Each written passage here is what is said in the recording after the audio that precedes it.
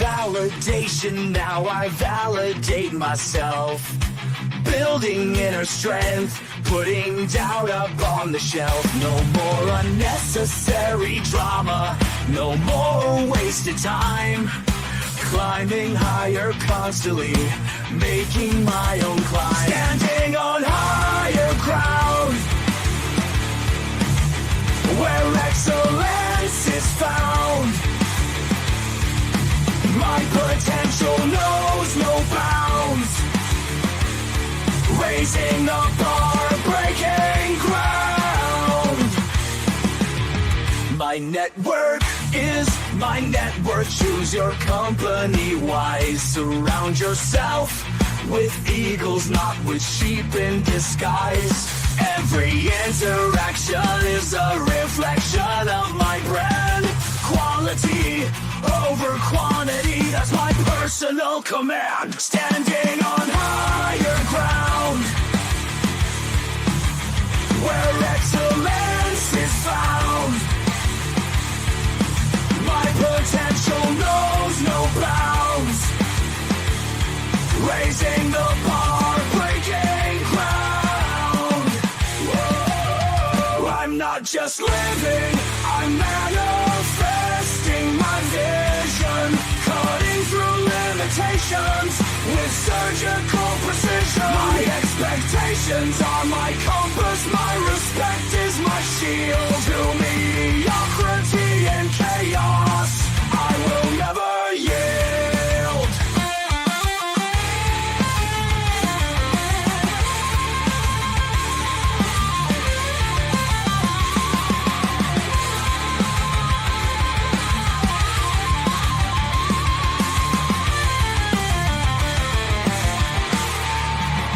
I'm not just living, I'm manifesting my vision. Cutting through limitations with surgical precision. My expectations are my compass, my respect is my shield. To mediocrity and chaos, I will never yield.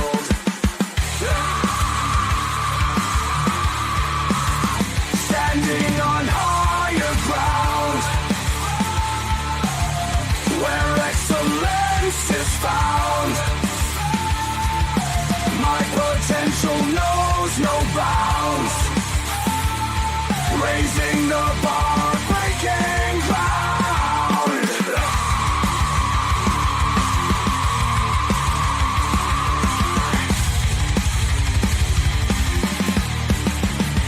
I'm not just living, I'm manifesting my vision.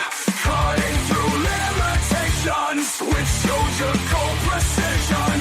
My expectations are my compass, my respect is my shield. To mediocrity and chaos, I will never yield. All right, how you doing, ladies and gentlemen? Welcome to This and That. I'm your host, Xander, where we're talking about this, that, and everything in between. Uh, we got us a pretty long show tonight. I want to make sure that you guys stay tuned for us because we're going to be going through a lot of questions and comments from the fans. If you guys got questions, I got answers. That's what we're going to be dealing with today. Uh, we're live 7 nights a week, and we do not let the sun rise without going live, but we don't always start on time, and that's why we ask you guys to like, subscribe, and mash those reaction buttons while you're here. But then also double back and look at those notification buttons so that we are here for it. I know. I want you guys to mash those notification buttons while you're here. Show support for the channel. And then for those of you that are not already in the membership, double check the membership to see what's going on because Stephen will verify tons of stuff has been flowing through the membership over the last 30 days to make sure that you guys have all of the information that you need to be successful. We've got coming up on Monday, we're going to be talking about what were we supposed to be talking about on Monday? Oh, the tariffs, because some new tariffs have been administered on Friday, the 24th. So that means, was it Friday the 24th? Yes, Friday the 24th. New tariffs were implemented. So there's a 2.5% increase in tariffs on goods and services, and that's going to be causing us to have an increase. So we're going to be talking about all of that stuff on Monday. When we give you guys different topics every night of the week. We do start with today being Sunday, questions and comments from the fans, but then we do Monday We do Monday, Tuesday, and Wednesday, business and politics, where on Monday we talk about how politics negatively impacts your ability to make, save, and invest money. Uh, we had discussed about Trump taxing countries up to 200% tariffs to try to get them to do what he wanted. The Supreme Court stopped him from doing that. He had to implement a 10% tariff that was supposed to wrap itself up in July. And he switched from that one to a new tariff bill that allows him to tax 12.5% on people. So that just went into effect. So that is going to be a follow-up topic from what we talked about 3 months ago on the show. So make sure that you guys stay tuned for that. Tuesdays, we talk about different ways to make money, save money, invest money, budget, different ways to change your decision-making skills to make sure that you guys are not spending your money faster than you're making it. Then we have on Wednesday, different countries around the world that you can live and potentially invest in. And then we have Thursday, Friday, and Saturday, which is self-improvement, personal development, socialization, negotiations, building your brands, relationship topics, promotions, raises, terminations, forced retirement, and then severance packages. And then we start talking to you guys about your 20 and 30-year plans. Trying to make sure that you guys have everything you need for your professional life, your decision-making skills to make money for you, and then your personal decision-making skills so that you're not spending more money than you make. That's one of the things that not a lot of people get from anywhere else. So we try to stay on top of that to make sure that you guys have all the things that you need to be successful. Now, I know that tonight's show says one question that could flip your money forever. We're going to see, because when you start making bad financial decisions in your relationship, that typically is where your money disappears, because 41% of a man's money goes towards his woman, 23% of the money that the man gives, she actually benefits from. So 18% of the money that is given away typically fades away with lavish gifts and other such things, because she doesn't benefit for that other 18%. So the one thing that you can change to flip your money forever is not spend 41% of your money on your woman. Women are going to be angry about that one. But I mean, in an egalitarian society where women are swearing up and down 50-50, because that's the most they're willing to contribute into a relationship, not because that is actually beneficially fair or balanced in a relationship. Fact is, I'm just going to be real with y'all. If all you're putting up is 50%, since that's all she's putting up and all you're putting up is 50%, the other 50% should not be spent on her. The other 50% should be towards building your financial future. That's my observation on that. And for any women that disagree with that, please jump in the comments and explain to me why you think that it shouldn't be that way. Because if he's putting away 50% of his income towards his future and she's putting 50% of her income towards her future, and you guys are splitting the bills 50-50 down the middle, even if y'all break up, if your money's in your brokerage account, his money's in his brokerage account, girlfriend contract that we talked about before, it makes sense that your money stays in your pocket, my money stays in my pocket, and we can part ways, but we can spend less money together, save more money together, invest more money together, have a better lifestyle, whether we stay together or not. And the fact is that two people can make it to $1 million faster than one. So if you think about how, if we stay together for like 5 years, 5 or 10 years, we both have between $250,000 and $500,000 each if we're not going to do it together. And that still is a fiscally more responsible way to go about doing things, instead of lifestyle creep and living life, quote unquote, to the fullest, where you're always broke, you're always stressed out, you're always having money arguments because one of y'all thought that you had more money than you actually did, because both of you are spending the same dollar from a joint bank account on two different obligations or personal desires, whichever the case may be. Now, let's go ahead and dive in to these comments. We're going to go ahead and see where they're going. I think Steven's going to enjoy some of these. I know when Michael hears something, Michael's going to have his old school sage advice in there. So let's go ahead and dive into these, and we're going to see where they go. I found my wife's secret messages about her male co-worker. Updated. I made an error in remembering details. So last week I found my wife's secret messages about her co-worker. To put this into context, my wife is in the military. I am no longer in. I got out a while ago. So the family got stationed in a new location 6 months ago. The first couple of months were pretty rough. I had no job. The military put us in a hotel, and we had sold our car before we left. So we had no car. So for the first month, I decided to handle most of the stuff, since my wife had to work most of the day. I cooked, cleaned, did all the shopping, and took care of our 2 kids, ages 6 and 1. It wasn't perfect, I will admit, but I had confidence that with a little bit of time we would be all right and more functional.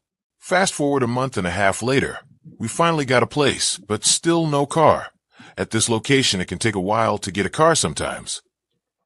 Her co-workers stepped up and helped her out. One woman, I'll call her Tammy, and one man, I'll call him Wayne. Tammy would mostly be the one to help, since her and my wife seemed to have a little bit in common. Wayne would help too, but not as often. At this part of the story, I have to say that how I found the secret messages was not right. I don't believe in reading my partner's private messages secretly. I try to be open and honest, but there were just too many small incidents that made me look at her messages secretly. So back to the story. Between when we finally got a place and last week, my wife became friends with Tammy and Wayne. She would bring them over to have drinks and play online games with Wayne, though Tammy never liked the game they played, and our kids would hang out with them. Due to some drama that I can't go into because it would give away my identity, Wayne, Tammy, and my wife are no longer friends. They had a pretty bad falling out. Prior to that falling out, there were a few times I believe her co-workers were being inappropriate with her. While they were all driving to lunch together, Tammy and Wayne once asked her if she would ever have a threesome with them as a joke. My wife said she quickly declined and told them no, that gross, I'm married. I do not know when exactly this happened. I was going to the bathroom upstairs when I heard her talking to her friend back home about it. Corrected section. I confronted her about this, and this is where I started being suspicious. First, she swears she already told me about the threesome thing. I don't remember us ever talking about it. Second, when I asked her, do you think that it's appropriate, she said she doesn't know, almost like she was downplaying it. And that when she told me that's disgusting, because Wayne not even my type. Which I believe like a dummy, because Wayne and I are polar opposites. Another time, Tammy was busy and couldn't drop my wife off at home, so Wayne offered to instead. He asked my wife if it was okay for him to drop her off. All right. Usually I wouldn't care, but after some discussion with my friends, they said it seemed like he was testing the boundary. Lastly, after all 3 of them had established a friendship before the falling out, they would sometimes come over to play games, drink, and complain about their jobs, which is a common tradition for a lot of military folks. I was making snacks for everybody in the kitchen, and our kitchen has an unpacked doorway that connects to the living room. Tammy was running late that day, so only Wayne was there. My wife and him were sitting on the couch. There was space between them, but I swear at one point they were just a little too close and staring at each other a little too long. I pushed that feeling down into my chest and told myself I was being insecure and maybe just making things up in my head. This was all prior to the secret messages. Okay, the secret messages. After their big falling out, all 3 were no longer friends and were doing their own things. Wayne happened to be told he was being sent to a different duty station since his time was up at the current command. This is when I started becoming suspicious of my wife. In Wayne's last days at the command, he became distant and didn't want to communicate properly with the other 2 women in his workstation or in the workgroup chat. He did a goodbye speech, left early, or didn't help with general things around the office. Now, how do I know all of this? My wife told me every time he did something wrong. All I could think was, this person you no longer have a friendship with. Someone you told me you despise as a person. Why do you care? He did nothing directly to you that stopped you from working or put you in a weird position. So why keep bringing him up? It was the day Wayne left, or the day after. I don't remember exactly. While we were laying in bed, my wife looked at me and asked, while crying a little, if I thought she was a likable person. I told her of course, but the wheels in my head started turning on why she would randomly ask this, given that she had brought up Wayne earlier.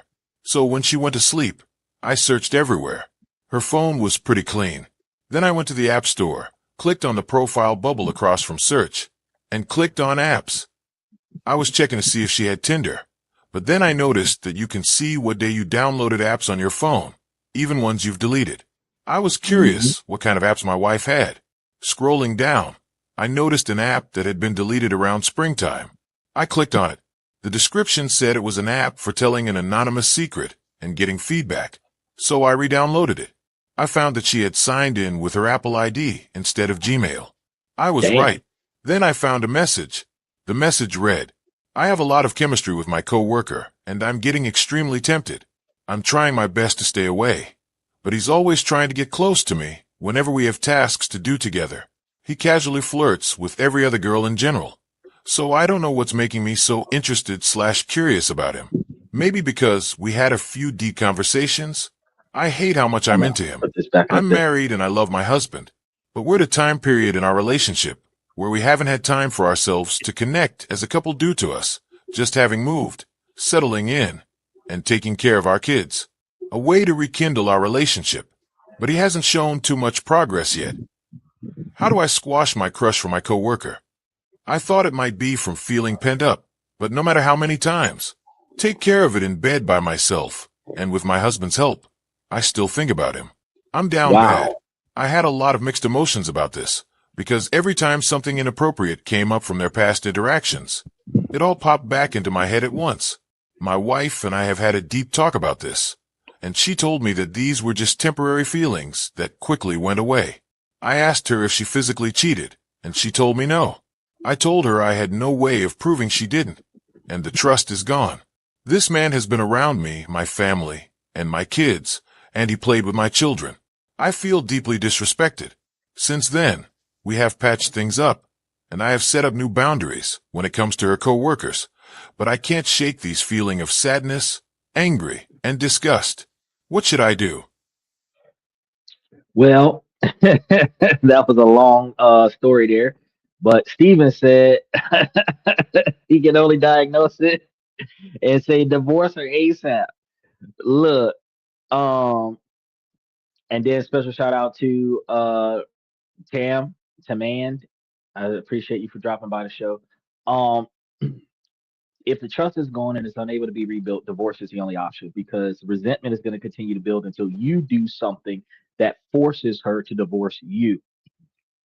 Typically, what happens when it comes down to the building of resentment and retaliation is that you don't like what how you feel and what caused you to feel that way in a relationship, whether you articulate it or not, and you fester on it until your behavior changes.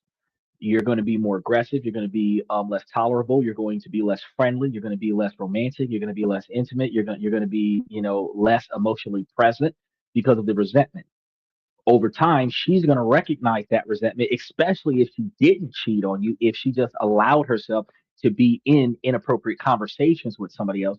Um, where women are going to justify that behavior as I did nothing wrong. She's going to then get reinforced by other females that you're the person doing something wrong when you're just retaliating and responding to the negative feelings you have from her, allowing this to happen and not putting a stop to it. Now, uh, that will lead to her then divorcing you because you're not reconciling. And the little bit of time y'all have together because she's deployed and you're not, because y'all are both military soldiers. Y'all, if y'all spend y'all's together time fighting and y'all's away time away from each other, you're ultimately permanently separated anyway. You're only just legally bound to one another. So under that observation, yeah, divorce would be the best course of action. Now, under an alternative observation, the dude is gone. So if you can get past her behavior and you have set more stricter guidelines with her communication with her colleagues, and she's going to adhere to that, then she can build the trust with you over time, which would allow for you guys to have a more stringent, or not stringent, but a stronger relationship uh, after, because every marriage at some point in time is going to have either a mild incident, something like this, or a major incident. Because again, people can fall in love over 150 times in a lifetime. So if you're married to somebody for 10 years, you would likely be able to fall in love with like five or six people during your marriage. And not acting on those feelings is the loyalty that you're supposed to show to your marriage. So not having those feelings is completely asinine to say that it'll never happen, that you'll never become attracted to somebody else, that you'll never have an emotional attachment to somebody else. It is something that you're not supposed to encourage. It is something that you're not supposed to nurture. It is something that you're not supposed to prioritize over your marriage, but it is not something that you can stop from happening. So, under that observation, If this would have been a man experiencing this and the woman was the one talking about how she went through the phone and found stuff, I would be saying the exact same thing. Since there isn't any information that leads to true like physical infidelity, and the person did after a little bit of time put a stop to it, and did not move forward with it, it required the other guy to move away. But her ability to be repulsed by him was her ability to turn her affection into anger to try to push him away, which was her way of trying to procure the relationship, her marriage. And I think that that was probably the next best thing to do besides filing a complaint.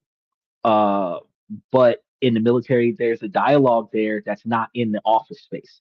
So when he was making the dialogue comments about the threesome with his wife, that's kind of stuff might be allowed on the battlefield, but that stuff would not be allowed in like a Staples or some shit like that. You know what I mean? So her ability to request reassignment probably would have been better, without disclosing why she wants reassignment. If she would just prefer to be assigned to a different platoon or something like that, that could have aided her in her ability to be less exposed to him. But without getting him in trouble by reporting exactly what behaviors he's done that makes her now feel uncomfortable with interacting with him, that dynamic is probably the only thing that she could have done. Now, I don't know what the fallout was with them, between them and y'all, and whatever, but I can only assume that his emotional attachment to your wife was stronger than his emotional attachment to his wife, and then his wife and your wife had beef, and then the three of them stopped socializing with one another.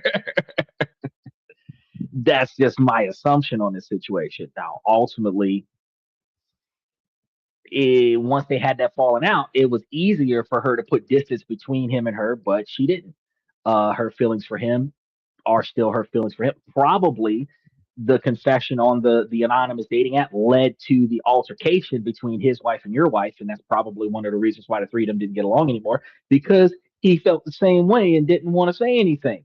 Look, here come Michael. I knew Michael was going to come in and say something outrageous. Wife swapping. It's unfortunately it's not a wife swapping situation, because the man that's complaining has no interest in the other man's wife. It is his wife going with another woman's husband because they all work in the military, or at least three of them do because one of them retired. And to me, I think that if you have that kind of relationship where you guys got that understanding where y'all can swap partners and stuff, then by all means go for it. But in a monogamous relationship, the observation is that you're not supposed to entertain flirting. Once you acknowledge it, once you recognize it, you're supposed to dispel it. So if you were oblivious to it at first, as soon as you recognize it, it's not just supposed to make you feel uncomfortable. That is supposed to be the red flag of the interaction, which means I'm no longer going to associate with you for the rest of the day. Let me out of the car. I will walk to the destination. No, I was just joking. I don't care. Because yes, that man was testing the field to see if the woman would be open to things that she should not be open to. By making certain comments and slapping the ha ha to it, it is testing the person's ability to allow that type of behavior to occur. It doesn't matter if you're flirting, it doesn't matter if you're insulting your best friend, it doesn't matter if you're shaming your mother. What matters is that when you say things that you should not say to the people in your network, and then you slap the ha ha on it. This isn't constructive criticism. This isn't the things that I think about you that you need to improve so that you can be a better person. These are things that make you feel bad, that make you feel uncomfortable. And then I'm just joking, ha ha ha. No, you're testing to see exactly how bad they will allow you to treat them and still maintain their loyalty to you. That's what's going on there. And when it comes down to flirtatious and infidelity behavior, making those types of comments and then seeing if her husband is going to come and punch him in the face the next time they meet each other, test the waters to see if she would have been willing to allow infidelity to occur. And ultimately, she was, because we're in a situation where he's doing things with her that should have got him beat up by her husband, and she didn't tell her husband. Her husband had to find out through the grapevine. So, had she been tempted enough to interact with that, they would have had an affair, and she would have been like, "Oh, I'm sorry. It was just something that I was vulnerable in the moment," and blah blah. The same excuses that guys give, but it's not okay. It's still not okay. The fact of the matter is, is that the moment you realize that your uh marriage friends are being inappropriate, you were supposed to go back and say, hey, husband, your friend is flirting with me in the car on the way to the base. Do something about it. Now, the next day, your husband should be going over to his friend and being like, look, punch in the face. Don't be messing with my wife when y'all riding in the car. Matter of fact, y'all take separate vehicles from now on. Or you ride in the back and let her drive. And when I mean in the back, I'm talking about in the back of the flatbed. If y'all ride in the Humvee, you in the back of the flatbed and the girls are inside of the vehicle, and just let him ride outside and y'all ride inside so that y'all not communicating on y'all commute to the base. But none of that interaction between the two of y'all no more. Because as soon as you do stuff like that, you're letting your partner know, hey, if there's ever a situation that might be perceivably recognized as a flirtatious moment that I had no control over, I'm reporting it to you right away so that you can go and tackle that shit. Now, flip the script. Flip the If the dude was hanging out somewhere and girl was flirting with him, you go back to your girlfriend or your wife or whatever, and you be like, hey, Sally over at the Marshalls or whatever was flirting with me at the register. I ain't say nothing, but I didn't know what to do because I shut it down, but she was trying to spit game with me at the register. Now your wife gonna go over there to that Marshalls and put Sally in check.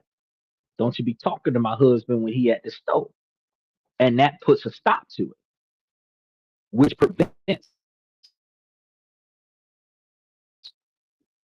partner about your interactions with the opposite sex because you're willing to tell your partner, hey, somebody tried to hit on me and I shut that shit down. But this isn't for bragging rights. This isn't for like boasting. Because when we start talking about, oh, I had 200,000 people try to flirt with me on social media, that's not what we're talking about. We're talking about realistically. I had a person that I had no control over. They got me in this elevator and they start trying to say things to me that I just thought was inappropriate. And I just wanted you to know that this happened. And while I got to see this person tomorrow, I couldn't do anything about it in that moment besides decline. But you should know that this is an issue, right? That would be the appropriate way to go about doing it. Now, Michael says, I remember going to Saudi Arabia in the military.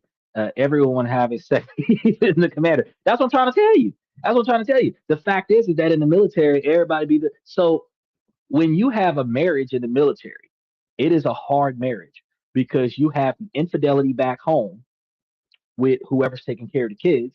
Because if the husband is a stay-at-home dad, all women are attracted to a stay-at-home dad, especially when the wife is off at war.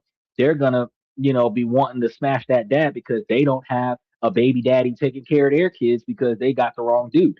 Now, with the other way around, hot moms, for some reason, always got a military husband, and when them hot moms are at the house by themselves, people got needs. And just like when your man go to jail, it's just like when your man go overseas.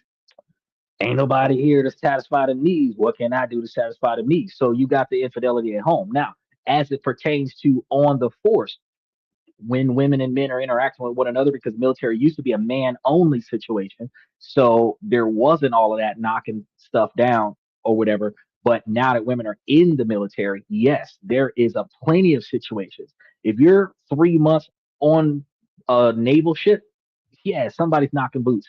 If you're overseas at a camp for 2 years, oh yeah, somebody's knocking boots.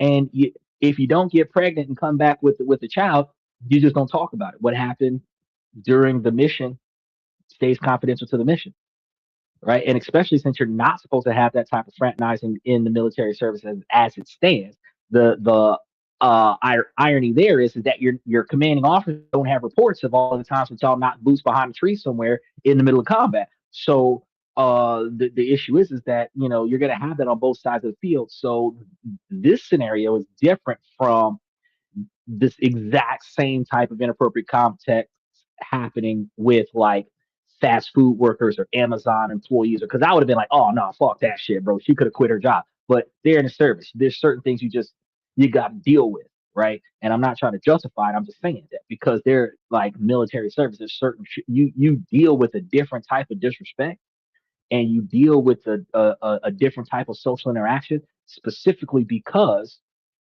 there is a higher emotional stake out there going on I don't agree with it, but that's what they allow. That's what they do. So, that's my perspective on that, bro. You got two ways. You can work on that relationship and build that trust back up, or get a divorce.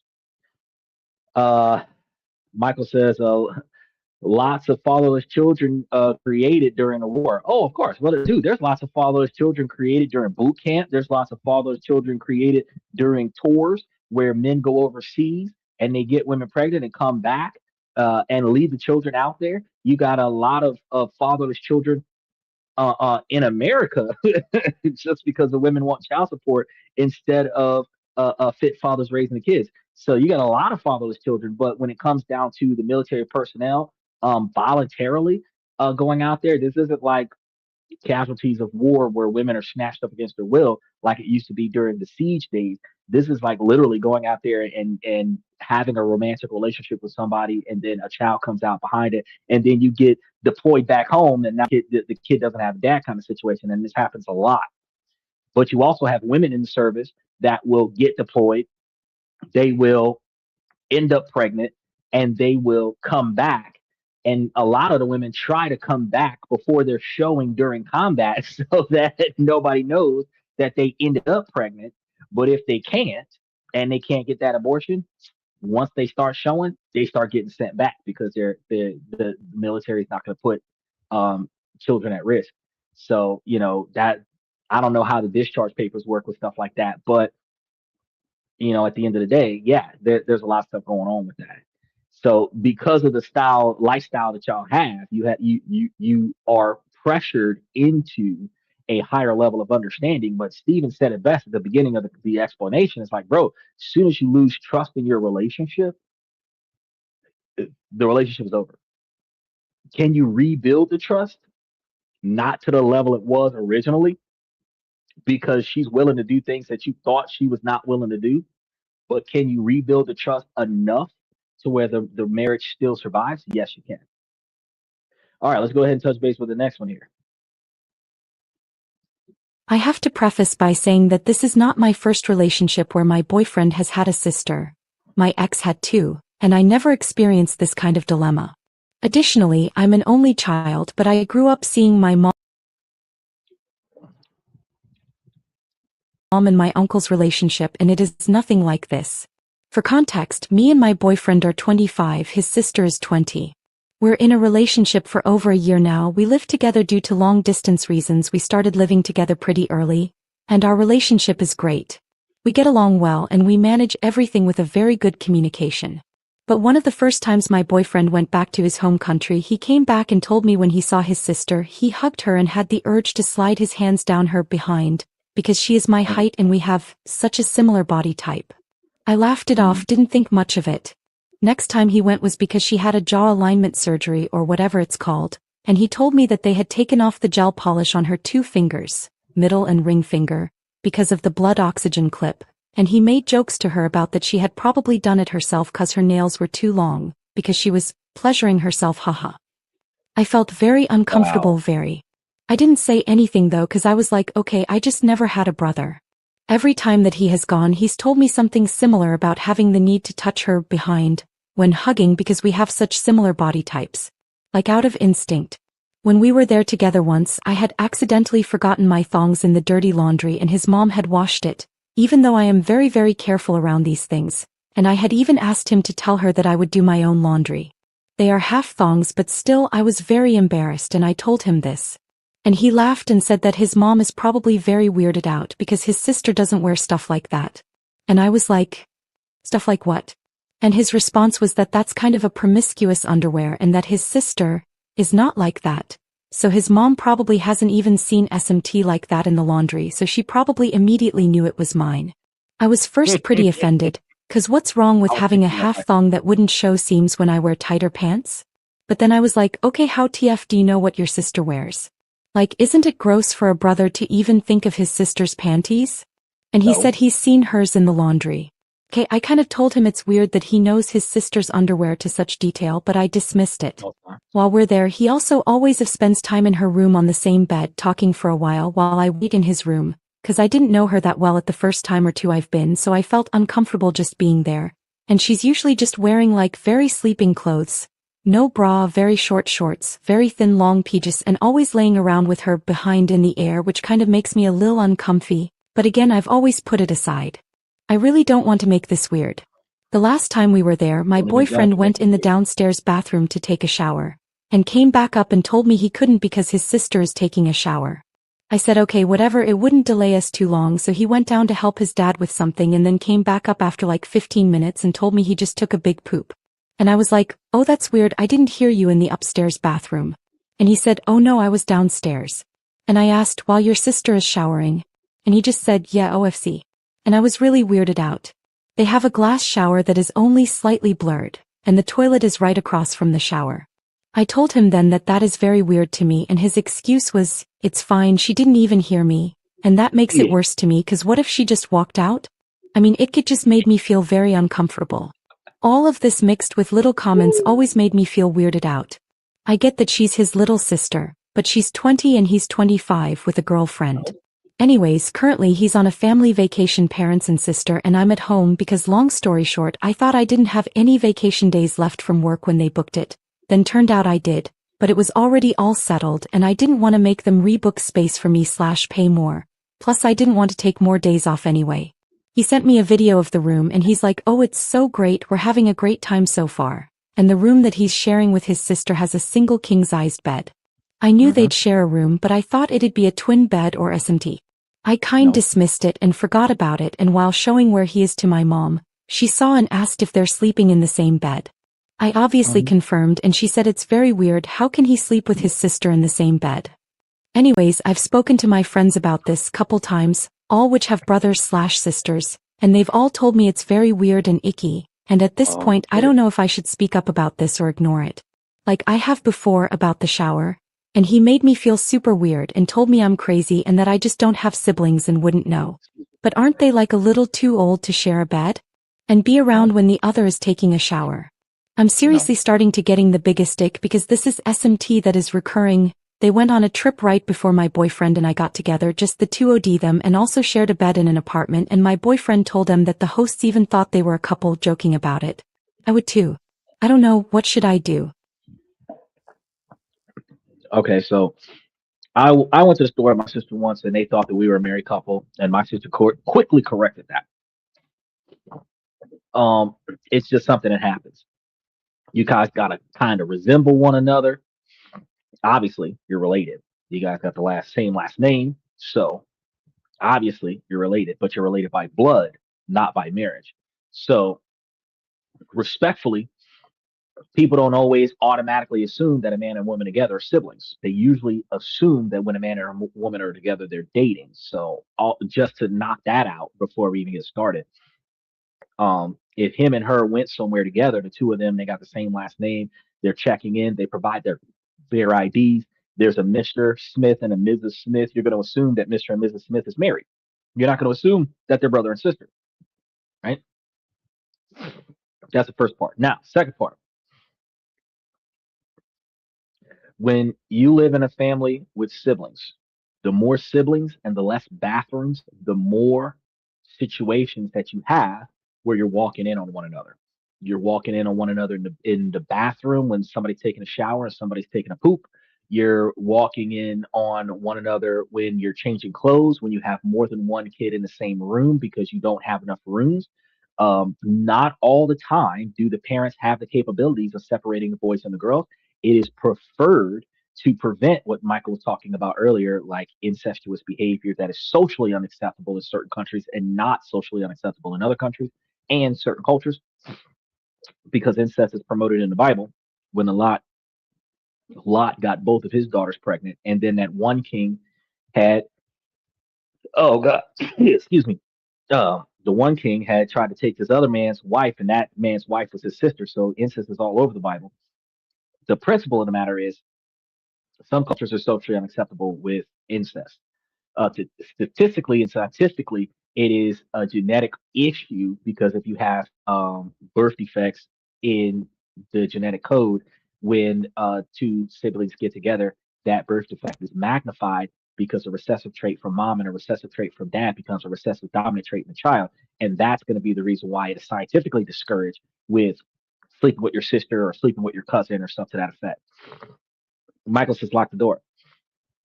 That depends on what kind of household you got. You got some households, mom, dad, 10 kids, and each kid locks the door, and there's a line of children waiting for the door to open in order to go to the bathroom. You have some families where one child taking a shower and all the other kids are taking a poop. And it's cool. Doors unlocked. Dad doesn't walk in on the daughters intentionally, but all the sons and daughters in and out on one another regardless. It happens that way when it comes down to siblings and laundry. Not all the time does the parents do the laundry. Sometimes the parents make the kids do the laundry. So you would know what your siblings wear from teenagers. So then on top of this, and this is a weird thing, because that's one of the things I was going to point out. She talked to her female friends, and her female friends were like, "Oh no, that's creepy." No, it's not. It's fucking normal. Two people sleep in the same bed, and it happens. You can go on a trip, not have enough money to pay for two beds, and you get the one bed, and y'all just sleep on separate sides of the damn bed. It happens. Typically, what the siblings do is head to toe behavior, where my feet are at your head and your feet are at my head. That's typically what happens. And it allows for all of the people. So even if you had three or four people in the bed, it would be like Vienna sausages, head, foot, just like that. There's no issue. And you can have like three or four people in the same queen size bed. Awkward because people get kicked in the face when other people are tossing and turning, but that's how multiple kids in the same bed actually works when it's family trips. You've been around these people your whole life. Now, when it comes down to women do this to men, and then women are grossed out about it when men incorporate this into their behavior. Women make it a man's responsibility to do certain things and know certain things.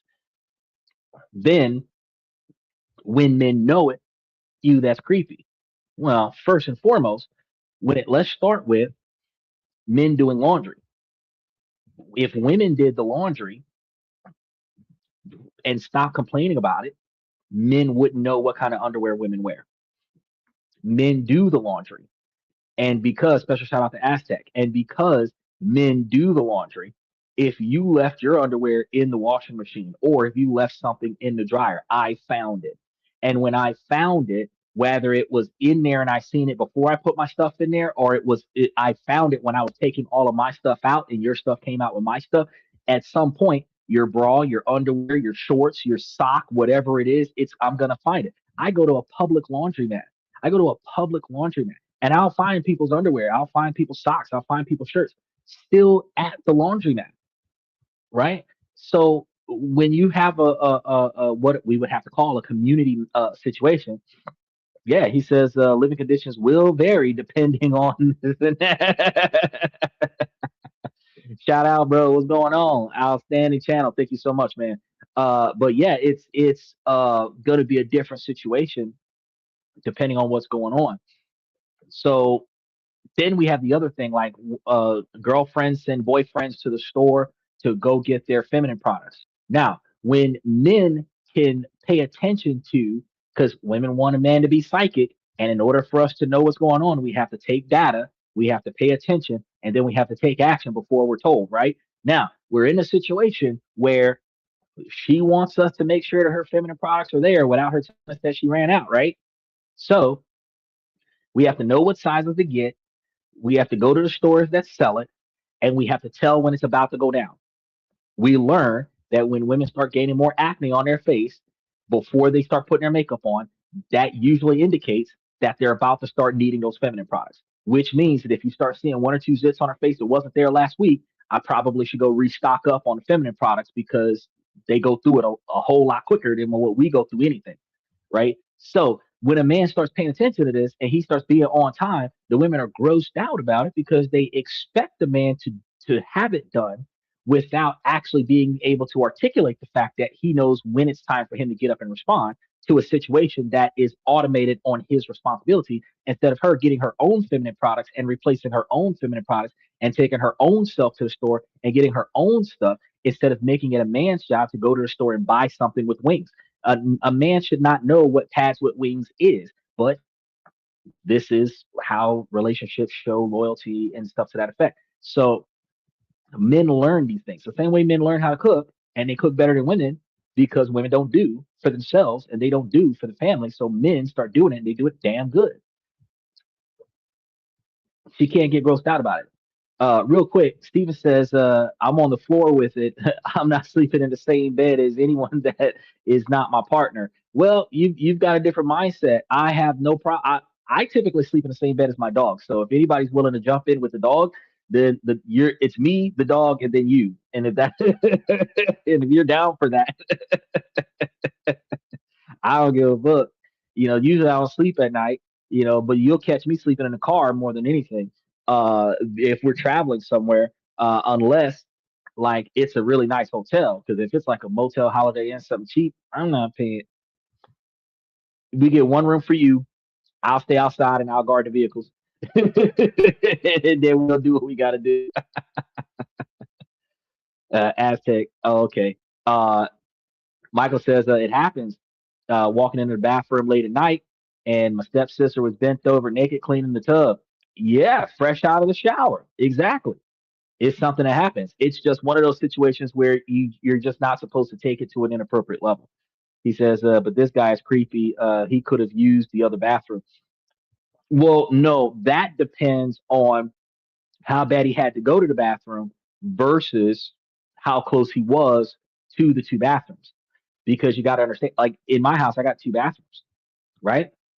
Now, I have had situations where even though where I'm sitting at right now, it is a reasonably the exact same distance from where I am right now to the bathroom over here versus the bathroom over there. The fact is that if I was in the room next door, more than likely someone would go to that bathroom instead of this bathroom over here. Doesn't matter if you're showering, doesn't matter what's going on. If we're closer to this bathroom, if it's one of those like I really got to go kind of situation, you're probably going to go to that one instead of this one over here. Doesn't matter. The only thing that stops people from walking into a shower situation is if the door is locked, right? But if you grew up together where no locked doors as kids, you're not used to locking doors. You close the door, you went in there, you started taking a shower. Dude goes in, takes a poop, comes back out. It is what it is. Now, women are gonna say, "Oh, well, he's creepy because he's supposed to go up 2 flights of stairs in order to go use the bathroom because the girl's in the bathroom downstairs." Why? He's not sharing a shower with her. I would have told you that was inappropriate. I don't give a fuck what kind of family dynamic you have. Showering with your sister over the age of like 7 or 8, I'd be like, yeah. And really, I think like the age should be like diaper phase, like 2, 3, 4 years old, because 5, 6, 7 years old, y'all shouldn't be in the same bathtub. You know what I mean? So 16, 17, 19 years old, you're taking showers with your sister. I'm that's inappropriate. But taking a dump, bro, you should be paying attention to what's coming out your butt. He says, you're sitting on a commode. It doesn't matter. That's what I'm trying to tell you. That's what I'm trying to tell you, Michael. I appreciate the flower. That's what I'm trying to tell you, Michael. It's just sitting on a commode. You should not give two shit about what's going on in the shower. Not and this is one of the funny dynamics about it because a woman can make this seem so evil that a man walked into the bathroom while the woman is taking a shower. But this is the structure of most bathrooms is that the toilet does not face the shower, right? The toilet is typically like up against the wall, off to the side. The shower's over here somewhere, and you literally have to get off the toilet and deliberately go and pay attention to what's going on in the shower more often than not. There are some where the toilet is directly up against, but when you say that there's a clear glass, a semi-transparent obscured glass there, that type of architectural design does not put a toilet directly up against a glass shower. And I'm sitting over here with two. Well, but I mean I've got different structures, but I've got two different bathrooms with showers in them, and the toilet is on the other side of a wall where there's a toilet, there's a shower, but you got to come around the corner from the toilet to see what's in the shower in both situations. And I had a house once before that had a toilet in a separate room in the bathroom where there was a shower and a jacuzzi tub in the master bedroom, where you would have to, uh, uh, you know, come out of a room to be in the same room with the shower, right? And these are bathrooms with clear glass, you know what I mean, or transparent, obscured glass, right? So it makes no sense that the females are testing the norms by trying to make it seem like a dude is so wrong for um, using the toilet. Now, getting on him, making inappropriate comments to his girlfriend about him making inappropriate comments to his sister or gestures to his sister. That is going to be where I'm going to draw the line in this particular dynamic. Dude, don't tell your girlfriend these things. I don't give a fuck whether you do it or not with your sister. Don't tell your girlfriend these things, because your girlfriend is insecure.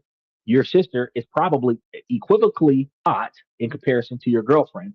Your girlfriend is intimidated by your sister physically, and then your ability to express verbally the potential to have desire for your sister, whether or not that is ethical behavior to have, instinctually the ability for her to procreate with her boyfriend is challenged by his ability to procreate with his sister. That's what it is.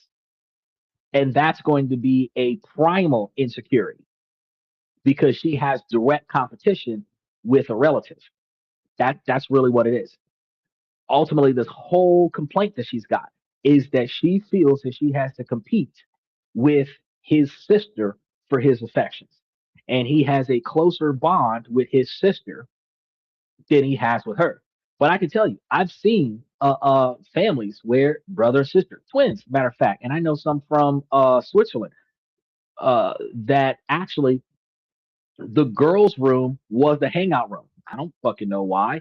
She said that it was because his room stayed dirty more often than not, but the girls' room was the hangout room. In some situations, the largest room in the house that the kids have is the hangout room. When I was a kid, my room was the biggest room in the house. My room was the size of most people's living rooms. So I had a bed, two couches, five TVs, and a 34 speaker surround sound system. That's how big my room was.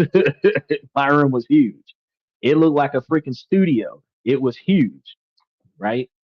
I'm not talking about like 30 square feet. I'm talking about like 70 to 100 square feet. My room was huge. So I could have 15 or 20 people in my room, which means that my brother's in there, my sister's in there. Whether I'm asleep or not, my brother's in there, my sister's in there. They're watching movies in there. My room was the video game room. My room was movie night room. My room was hangout room. When I was grown in my early 20s, that was the after hours spot. We would go to the club. We would come back from the club, bring 15, 20 people back to the house, and everybody's in this one room because it was a pretty big room.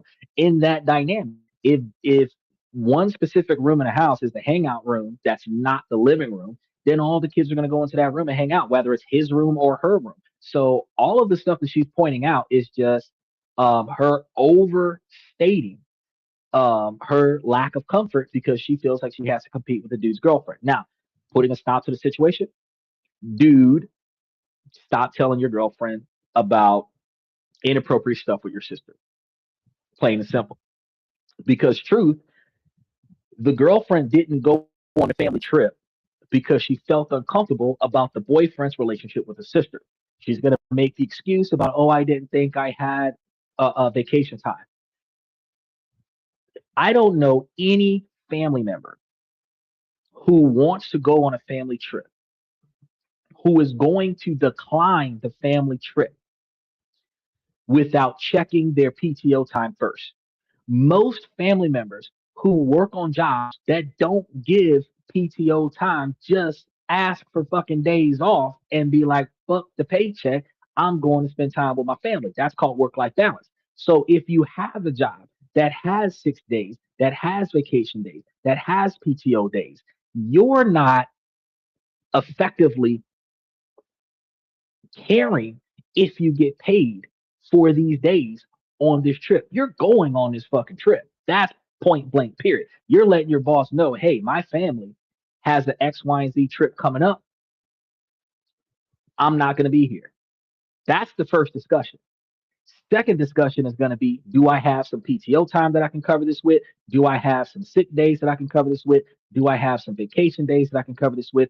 And if so, let me implement that before that work week happens so that I can get paid to go on what otherwise would have been what we call unpaid leave. So her making an excuse like, oh, I didn't go because I didn't think I had PTO time, and then I found out I did, and I didn't want them to pay extra. No, fuck that shit. If I thought that I wasn't going to be off, and I'm that committed to my job that I put my job before my family, and then I found out that I can have that whole fucking week off, bro, we're paying extra. Because think about this. You're paying per person anyway. There's no fucking Groupon on most trips that you go on. So you would have had to pay extra money to get on the fucking flight. You would have had to pay extra money to get in the room.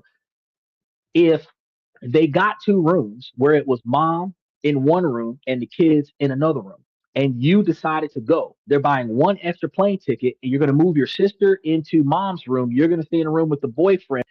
Problem solved. Because mom and sister can sleep in the same bed, you and boyfriend can sleep in the same bed. Problem solved. You just buying one extra plane ticket, right?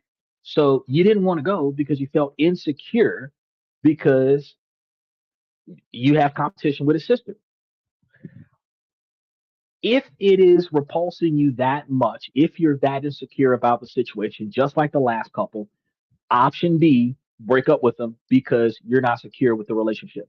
But don't try to bash the guy's reputation and make it seem like he was too incestuous with his sister, and that's why you broke it off with him. You were trying to protect your own sanity or whatever the fuck. No, you were insecure because his sister was hot. You probably thought she looked better than you, and you were intimidated, and you ran from the relationship when you understand that if his sister is hot and he's reasonably attractive, he's got good genes. If his mom is hot too, he's got a legacy of good genes. And what that means for you is, as his girlfriend, if you have kids for him, you're going to have good looking kids.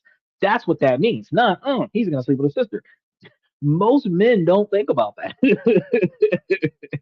If the roles would have been reversed and there was a brother sister situation and the boyfriend was sitting there watching that behavior, no dude is going to be like, oh man, I don't know. I think he might be smashing his sister.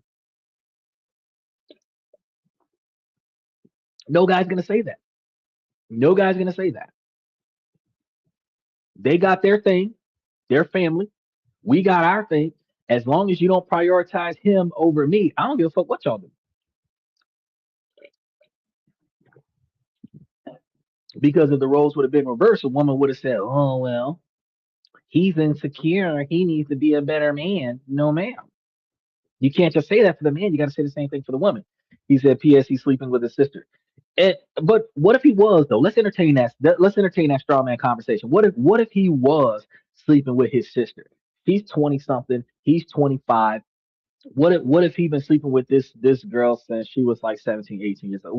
What if we grew up, and you and me, Michael and Steven, matter of fact, and Aztec, we all grew up in the same genre of Barry Springer, Murray, and Steve Wilco. So we understand the family ties. What if he was sleeping with his sister? What does that change the dynamic? If you don't feel comfortable with how they interact with one another, you walk away. She's got boundaries. She don't got boundaries. She doesn't have. Okay, so here's. Uh, I, I respect your opinion, Michael, but here's the thing. When you are insecure about something, that's not a boundary. That is a discomfort. When you set standards and say, don't behave this way in front of me or outside of my sight, that is a boundary. That is a non-negotiable expectation for behavior. Right? That's what I'm saying. No, I agree with you too. I'm not ending up on Jerry Springer either. It's not boundaries. Now, I can have self-respect, I can have self-control, but that's not a boundary to say that I feel uncomfortable with your relationship with your blood relatives. That's not a boundary. A boundary is that I would prefer for you not to walk in on my children while they're changing their clothes. That's a boundary. Unless they're too young to do it themselves and you're going in there to help them do it. where they've asked for your help and I've authorized you to do it. All of these dynamics had to be all at once before it happens. You can't just volunteer. Random guy shows up to the house, first time over, kids are changing their clothes, getting ready for bed, and random dude's like, oh yeah, let me come help you change your clothes. No, no, no, no. And I would say that even for a woman, it would still be inappropriate. It would be equally inappropriate. If nobody invited you to take on that task, you shouldn't be inviting yourself to take on that task.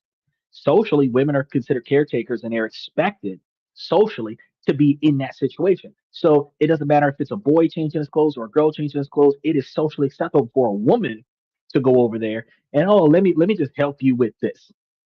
But for a dude, oh no, that is shunned. That is shunned. But it's not she's got boundaries simply because she's intimidated and she's uncomfortable about the dynamic. She is uncomfortable and insecure. That's not a boundary. Now, she can set a boundary. She can set a non negotiable expectation for behavior. Number one, don't talk to me about your inappropriate thoughts and comments with your sister or inappropriate interactions with your sister. I don't need to know these things. And then number two, if she's going to set another boundary or non negotiable expectation for behavior, don't perform that behavior. Because think about it like this, Michael. If his family is a close knit family, they've seen each other naked. Some families, they can walk around the house naked and nobody cares. Men and women alike. They could be one step away from a nudist family. If you are getting into this relationship and you're getting to know the family, if he is hinting to you that this family is a lot less restrictive on social interaction than what you might be used to, he's keying you in that, hey, every now and again, like somebody might make a comment or somebody might make a gesture and it's all in fun, but you might not be ready for that if I didn't tell you about it beforehand. That's something that, you kind of got to wean them into because you're not going to change the way you treat your family members because you're in a relationship. He says, two bathrooms, bathroom in the house. Um, don't need to use the bathroom with your sister in it. That's my values. All right, but that's your values. That's my value. First and foremost, I don't like sharing rooms with other people more often than not. If I can help it, I try my best not to. I try my best to spend extra money on extra rooms so that I don't got to share a room with you. And like I told you earlier, if I could only afford one room, I'd put you in a room and I go sleep in the car, right? So if I spend extra money to have extra bathrooms so that everybody's got their own bathroom. So now you have a designated bathroom if I got anything to say about it, where you only use this toilet and you only use this shower. And I'm only going to use this toilet and I'm only going to use this shower. So if I've got to poop, I'm going to walk past your bathroom and go to my bathroom because this is my bathroom. That's my values. And if you got to poop, you can't detour to my bathroom because you can't make it to your bathroom. You better stick your hand up your butt and take your behind to your bathroom because your bathroom is over there. That's how I feel. That's my values. So Michael, like we're not different from each other on that particular dynamic, but that doesn't change the fact that there are some families where it doesn't matter which bathroom is being because the shower and the toilet are not the same thing, and two different people can be in the same room doing two different things at the same time, and nobody give a fuck. One could be taking a shower, and the other one can be pooping, and nobody care. And that can be their family values. And if you grew up in that type of household, those are the type of scenarios where you're trying to take a hot shower and your siblings flush the toilet. And when they flush the toilet, now the water went from being hot to from being like either lukewarm or whatever to like scalding hot or ice cold because you flushed the toilet. That's the kind of dynamic. Those types of pranks happen because for some reason your bathroom door isn't locked, your sibling, and a lot of times your frat brother or your sorority sister comes into the shower while you're in there and flush the toilet, not because they're trying to do anything inappropriate to you, but because they find it ha ha that I compromised your shower by flushing the toilet. Now, likewise, that also happens because I had to use it. So, I mean, he says seven kids and two bathrooms. And in that situation, bro, you're gonna have more than one kid, and you in that dynamic, you're probably gonna have three kids at one toilet and four kids at the other toilet, and two kids. one kid in each shower and one kid using each toilet with another kid in line, at least one or two other kids in line waiting to get into that bathroom. That it is, especially when you have all of the kids are getting up at the same time to go to school. Everybody's got to go to the bathroom when they wake up. That's going to mean that there's going to be multiple situations going on at the same time. Yeah, and yes, normally when parents can afford it, girls in one bathroom, boys in another bathroom, when you have two toilets. But imagine having seven kids and one toilet. They make 3 bedroom, 1 bathroom houses from the 1950s. And if there's seven kids with one toilet, there's going to be somebody taking a shower and somebody taking a shit at the same time. Walk-ins are going to happen. The walk-ins can happen accidentally. Walk-ins can happen deliberately because I have to use the bathroom and you're taking too long in the shower. All that happens. So for this woman to be complaining like their relationship is too, he said it wasn't funny at the time. Hell no, it wasn't funny at the time. You done flushed the toilet and pissed me off. No, it wasn't funny at the time. We can laugh about it later, or y'all can laugh about it later, and I'm gonna be pissed off when you tell the joke to everybody else who's getting a laugh out of it. Because people externally can laugh about an interaction where the people involved in it can not only be uncomfortable about it but pissed off. So yeah, you're right. It wasn't funny at the time, but the person who did it thought it was funny. The same way the guy came on the show yesterday and was doing what he was doing yesterday, they think that shit's funny. You know, in the moment, like for the people who are doing the action, they ha ha ha ha. But even after the fact, oh, remember that one time, ha ha ha ha. But actually, the person they did it to never thinks it's funny, right? All right, let's go ahead and move on to the next one because we got some wild ones up in here tonight.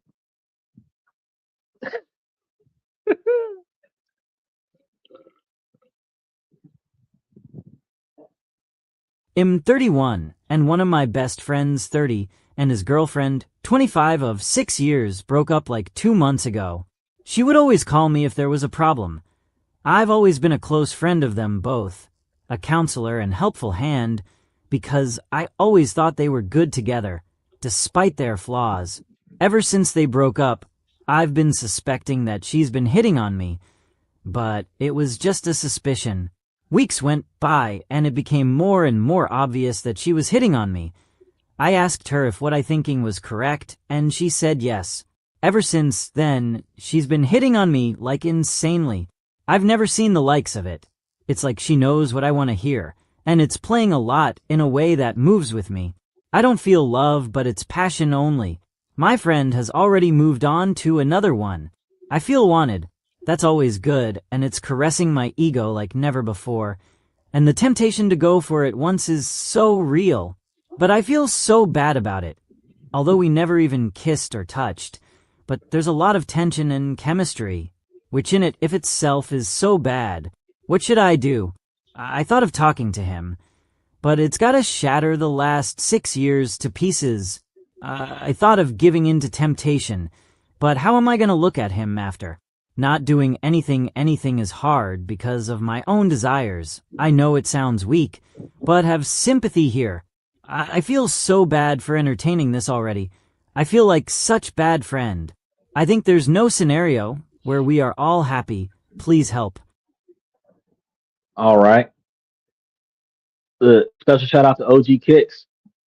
He said, "Go for it." All right, now look, now I'm gonna come off of this for you. I'm on Steven's side now, but look, this is the thing, because I had a homeboy.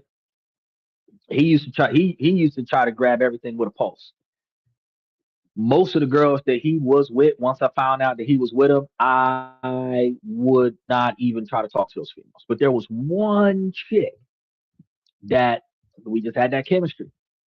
He like 7 girlfriends later, his ex, like 8 girlfriends removed, was one that I was like, yeah, we gonna make it happen. I still kept it a secret from him. Never told him. He knows now if he's watching the show.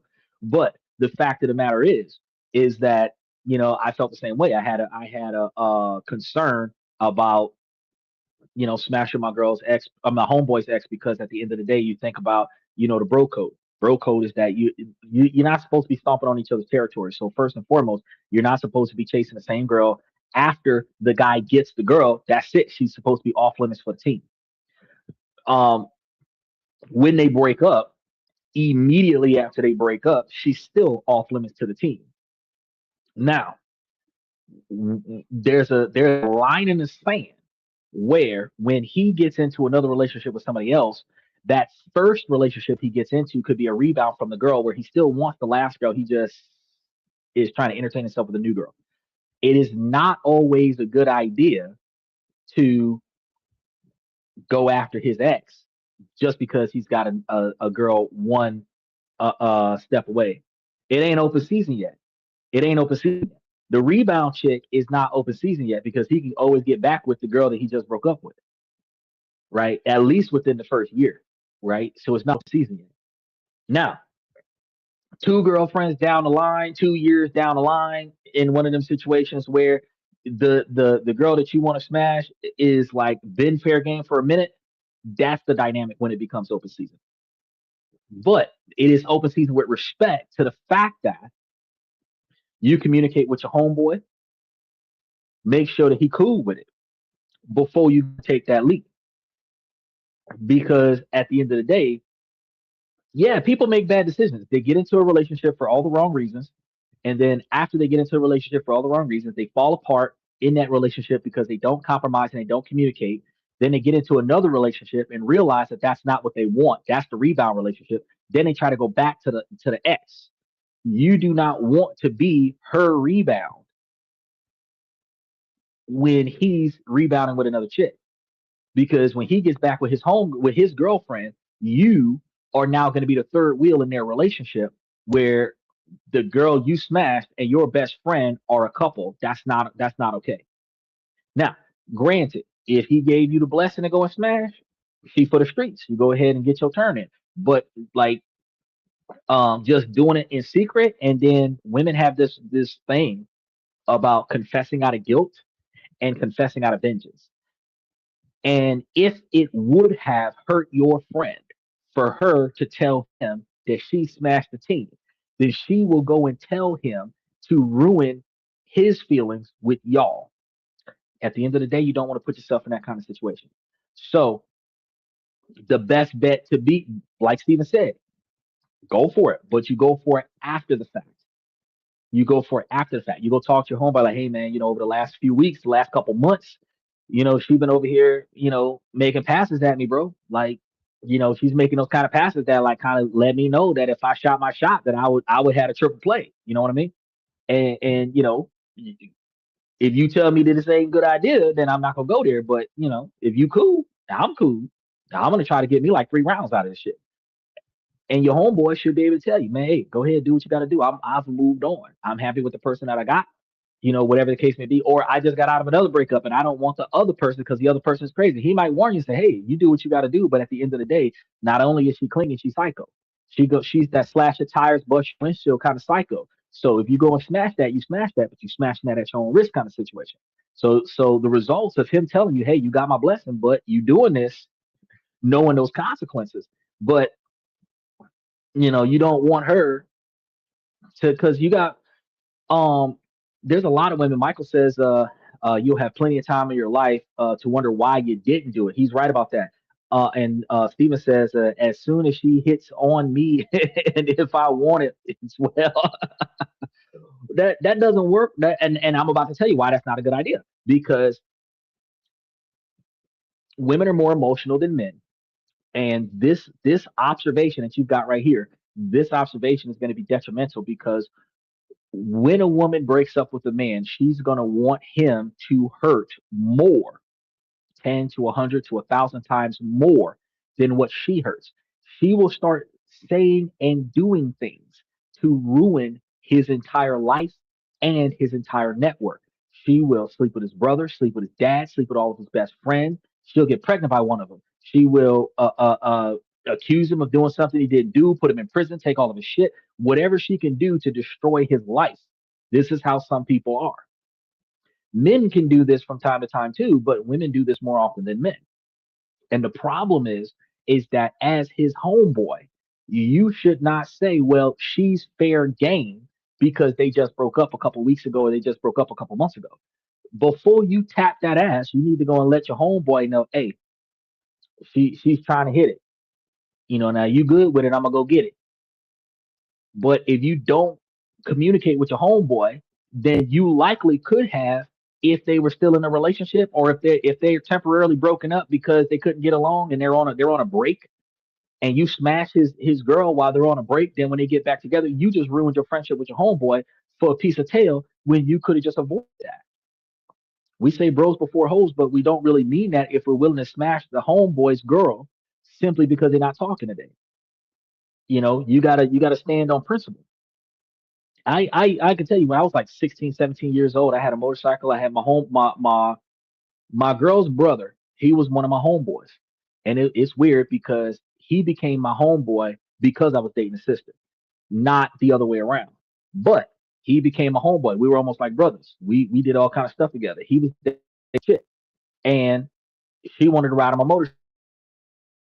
So to get a ride on the bike that day. She got on the bike, but as we was riding around the neighborhood on the bike, she started making passes at me. Soon as I got back to the house, I let him know that his girl was trying to make passes at me. He didn't want to believe me. He wanted to fight me in the street. I beat his ass. And then after I beat his ass, I stood over him and let him know that I am still trying to warn you that your girl is willing to smash a dude on a motorcycle. So you take that information and do what you want with it. I'm not going to play into it because I'm dating his sister. But at the end of the day, she tried me while I was driving down the street with her on the back of my bike. And I thought that my homeboy should know about that instead of me keeping it a secret or acting on it. So if you've got a good moral compass, you're not gonna you're not gonna to run on top of that stuff. He said she could sleep with me. Well, of course, Michael, you 71 years old. Some people got no moral compass. He said, look, bros before hoes is the gayest saying out there. It's really not. It's really not. And one of the reasons why it's really not uh is because you have to think about it like this. Your friendship for the last 10, 15, 20 years is more important than the girl that just showed up last week. Your friendship since high school, since middle school, is more important than the girl that this dude's been dating for the last 6 months. Your frat brother, your college buddy that you've known, so you've been in college for 3 years, you've got a friend for 4 years, he's got a girlfriend for like 5 months. Your friendship with that dude is more important than her. That's where bros before hoes come from, and it's not really the gayest thing because when you say it's the gayest thing, that's I know that's like a Gen Z or no, it's a Gen X and like a baby boomer saying, but you're demasculating a man for saying that I'm going to stay loyal to my homeboys instead of betraying the trust of my homeboys to go smash a chick. That's actually pack mentality is to stay loyal to my homeboys regardless of this chick. When we're loyal to one another, pack mentality. If all of us want to sleep with this chick, we're going to decide which one of us is going to keep the chick, or if we're going to take turns on the chick, or we can all take a chance at the chick, and whichever one of us she chooses, the rest of us back off. But however we discuss, we come to an agreement as a pack. This is how we're going to approach this. And then after that, we respect that. But just because the relationship fell apart doesn't mean that, oh, now she can start dating someone else in the group. This isn't like I forgot her name from that '70s show where she was dating Kelso, then she was dating the other dude, and no, you don't date all the dudes in the group. That's not how this works. He said when you're done, pass her this way. If she for the streets, but that's the thing though. If you're done and you're passing her this way, then that means you gave me permission to run through it. Since you gave me consent to run through it, I can run through it. That's like using your car. Women don't like being compared to cars, but it's true dynamic. A man's loyalty, dedication, and value of his car is the same as a man's loyalty, value, and dedication to his woman. So I mean, if you feel like one of your homeboys can just jump in your car and ride off with it without even talking to you about it, then you might feel like a dude can just smash a girl and run off with her without even talking to you about it. But if you still have emotional ties to that girl, the same way you still have ownership over that car, you're not going to want somebody else to come and use it without talking to you first. Even if you would have let them do it, you would have expected them to appreciate and value you enough as a human being, as a bro from way back when, through thick and thin kind of shit, to at least talk to you about it before they go and do it. We're not saying, oh man, you should become celibate because your homeboy doesn't want you to smash his ex. I'm saying no, talk to him about it before you smash his ex. Even if you're gonna let him know, hey, bro, she want it, and I'm gonna give it to her, bro. I just wanted to let you know before I go do it. At least give him the respect of telling him that you're gonna go and do it, even if you're not gonna ask him if it's okay. But if you don't have value towards your friends, and you're willing to smash his girlfriend, you're willing to smash his wife, you're willing to smash everything with a pulse. At the end of the day, your loyalty runs thin. But ironically, these are the same men that will have an empty stall between two men where you use every other commode, because bro code, the same rules that we ain't supposed to be up against one another with backsplash on one another. Like at the end of the day, you know, it's mutual respect. Now, yeah, if that's not your girlfriend, if that's not your ex, if that's not, you know what I mean, any connection to you, and I want that chick, I'm not going to ask you for permission to go and talk to that chick. But you and her were in a serious relationship. I thought this was going to go somewhere. It didn't. I'm not going to ethically compromise my long-term friendship with my homeboy to smash that chick, no matter how much I wanted to smash that chick. He could have known when he was dating her that I wanted to smash that. But out of loyalty, I would have never tried it.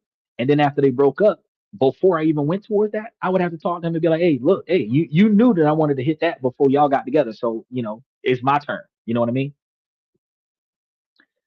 He said, you're young if it moves. I mean,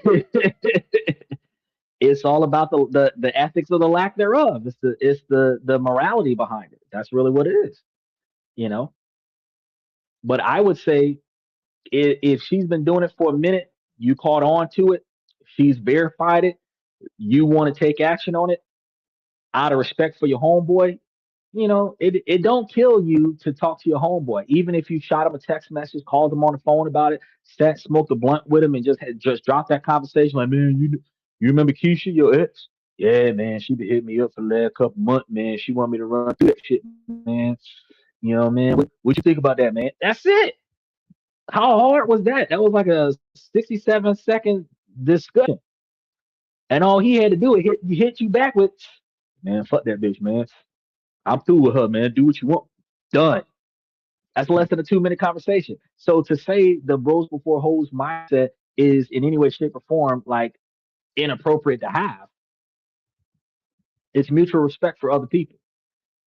And if you were in a serious relationship with somebody, you would expect your male friends to respect that relationship. And if you want a relationship that's an on again, off again relationship, you would expect your friends to recognize that too, and not be trying to take turns on your girl when y'all are on a break.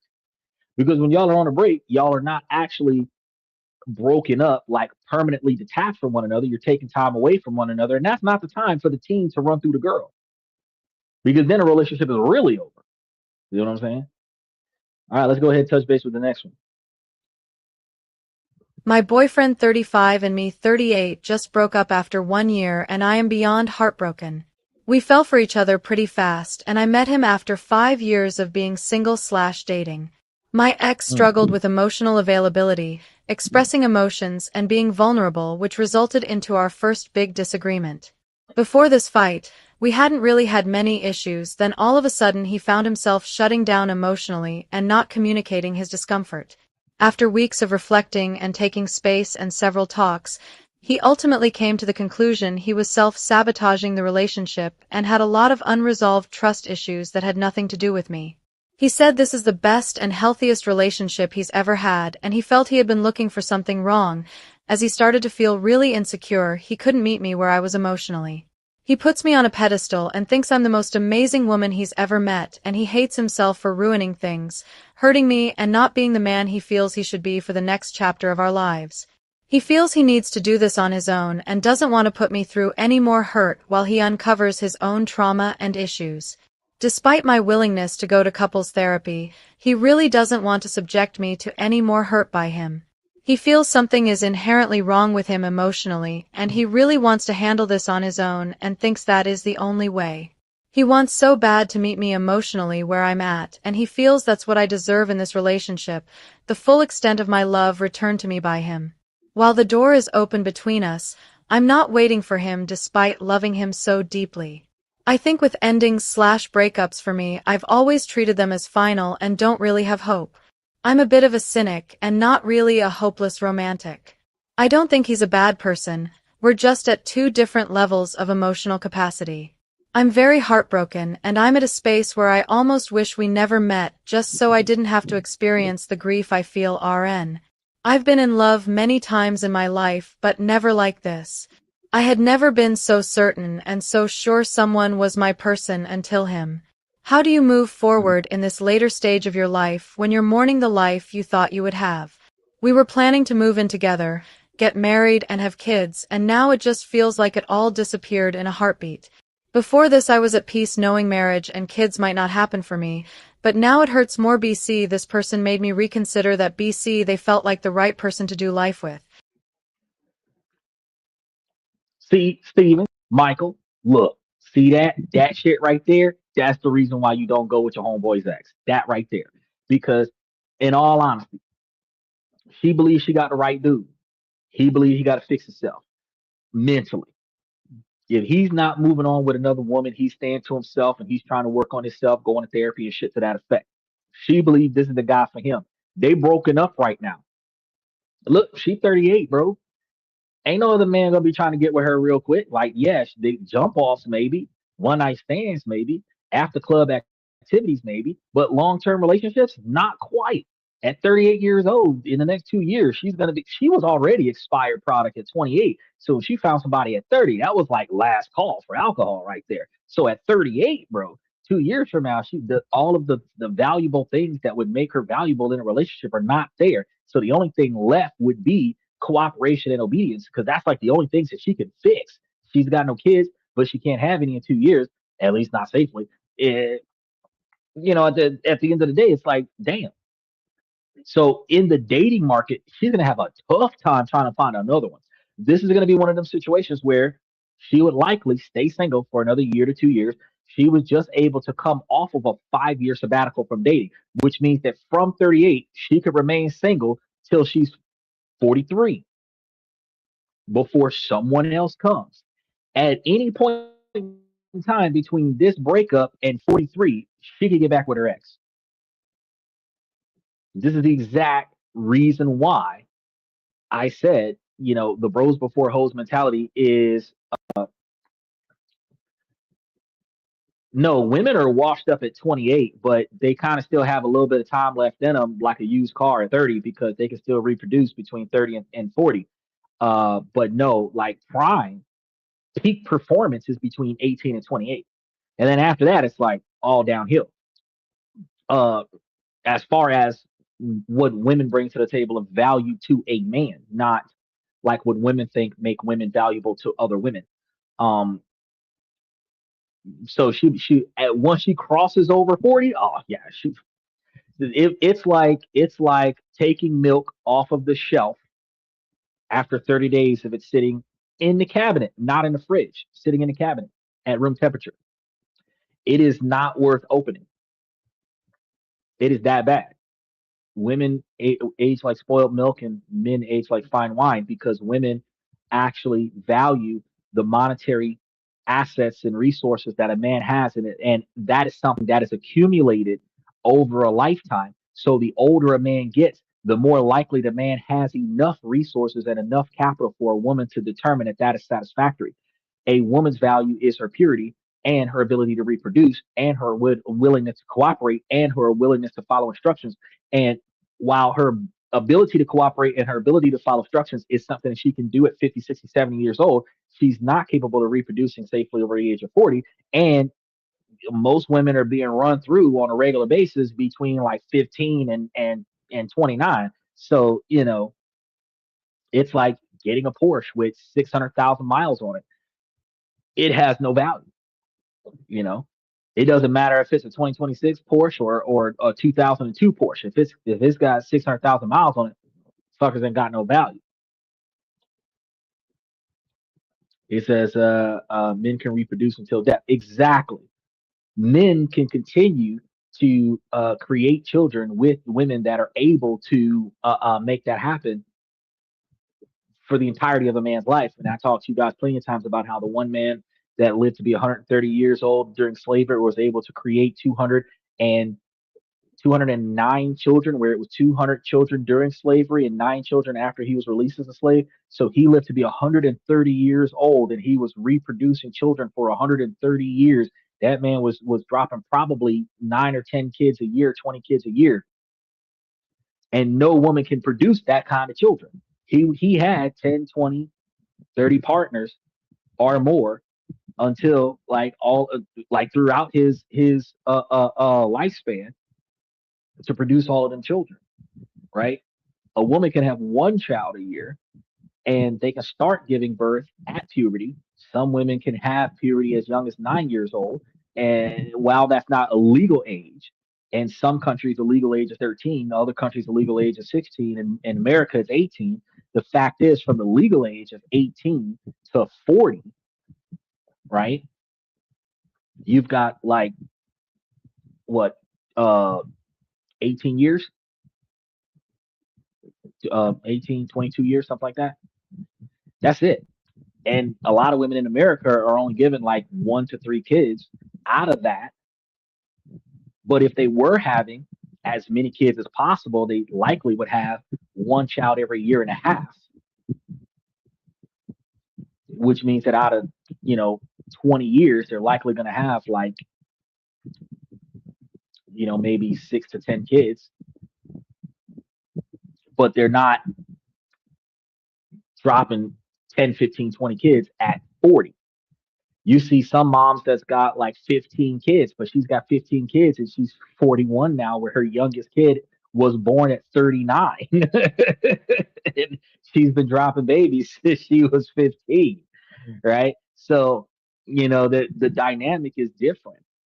So when you start talking about, this is the main reason why, fellas, I was telling you, like, no, bro code is that when your homeboy break up with his girl, especially if he hasn't moved on to another one, that you don't touch that girl, because whatever they got going on, he's trying to get his shit together. She might be trying to get her shit together, and they may get back together. And you don't want to fuck that up by going over there and smashing this girl just because you wanted to smash his girl too.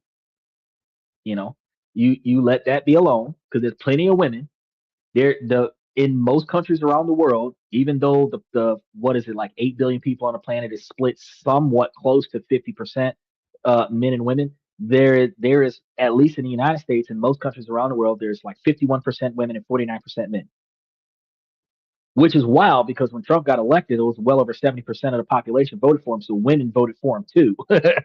But the principle of the fact is that there's like 51% women and like 49% men, which means there's like 2% more women in the population than there are men, right?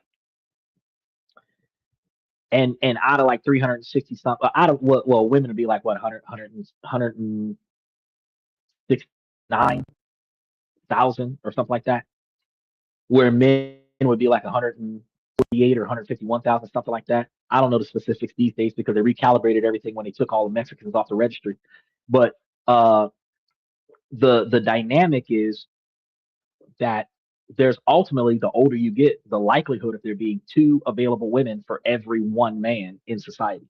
It's a 1-to-1 ratio between birth and, I think, 25, but between 25 and 30, it starts becoming 2-to-1, and between 30 and 50, it starts becoming 3-to-1. Mainly because women outlive men, but the dynamic is that if he's 35 and she's 38, there's two other women that he could be affiliated with at the exact same time in that age bracket. So, Michael, you being 30, or Steven, you being 36, Michael being 71, Michael probably got like 8 to 10 females on his roster. He got two every day of the week kind of situation. Steven, you have the capabilities of accessing two women for every one man in the room that you're standing in. And you notice that when you're on a college campus, that there are way more girls on a college campus than there are guys. You notice that in some of the work areas, that there are way more girls in certain jobs than there are guys, right? There might be a lot more guys in management, but there's more girls on the entry level, right?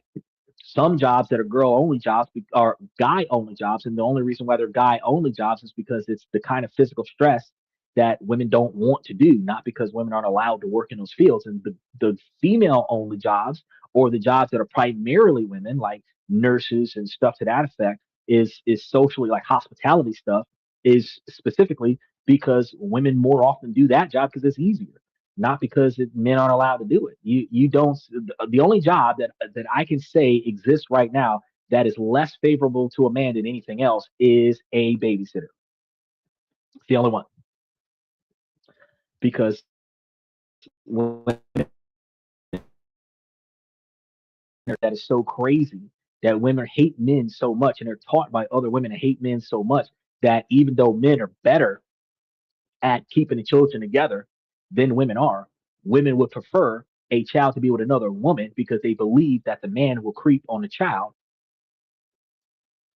But they forget that what 40, 50-year-old woman married that 14-year-old boy. They forget stuff like that. They forget the school teacher where she slept with her student. They forget stuff like that. Because if a young man sleeps with an older woman, he's going after a cougar, high fives all around, applause all around. Nobody looks at that woman and says, "Oh, for shame. She shouldn't be doing that. She's robbing a cradle." When they look at that, they think, "Oh, the little boy's a player." Right? But we switch that up and you have a 48-year-old man and a 14-year-old girl. "Oh my God, he should be castrated. She's a victim." Both scenarios, the child was taken advantage of by an adult. If you believe that one adult took advantage of the child, doesn't matter which gender it was. Both children would have been effectively victimized in that situation. But it's socially acceptable for women to do things that's not socially acceptable for men to do under the exact same flashlight, which is crazy. So, you know, this is one of the whole reasons why I told you, look, this dude's talking about how much he loves her, but he wants to get his head right. He doesn't want to stay in a relationship with her and ruin her emotionally while he's trying to get himself together. She is not preferring to break up with him, but she's not willing to wait on him to get his stuff together because she doesn't know how long that's going to take. But if she doesn't get into a new relationship with someone else before this guy circles back, they're going to get back together. And that exactly, and I'm glad that came up after the last one. That is exactly why I told you, bros before hoes, that you do not go with your homeboy's ex until you talk to your homeboy about it.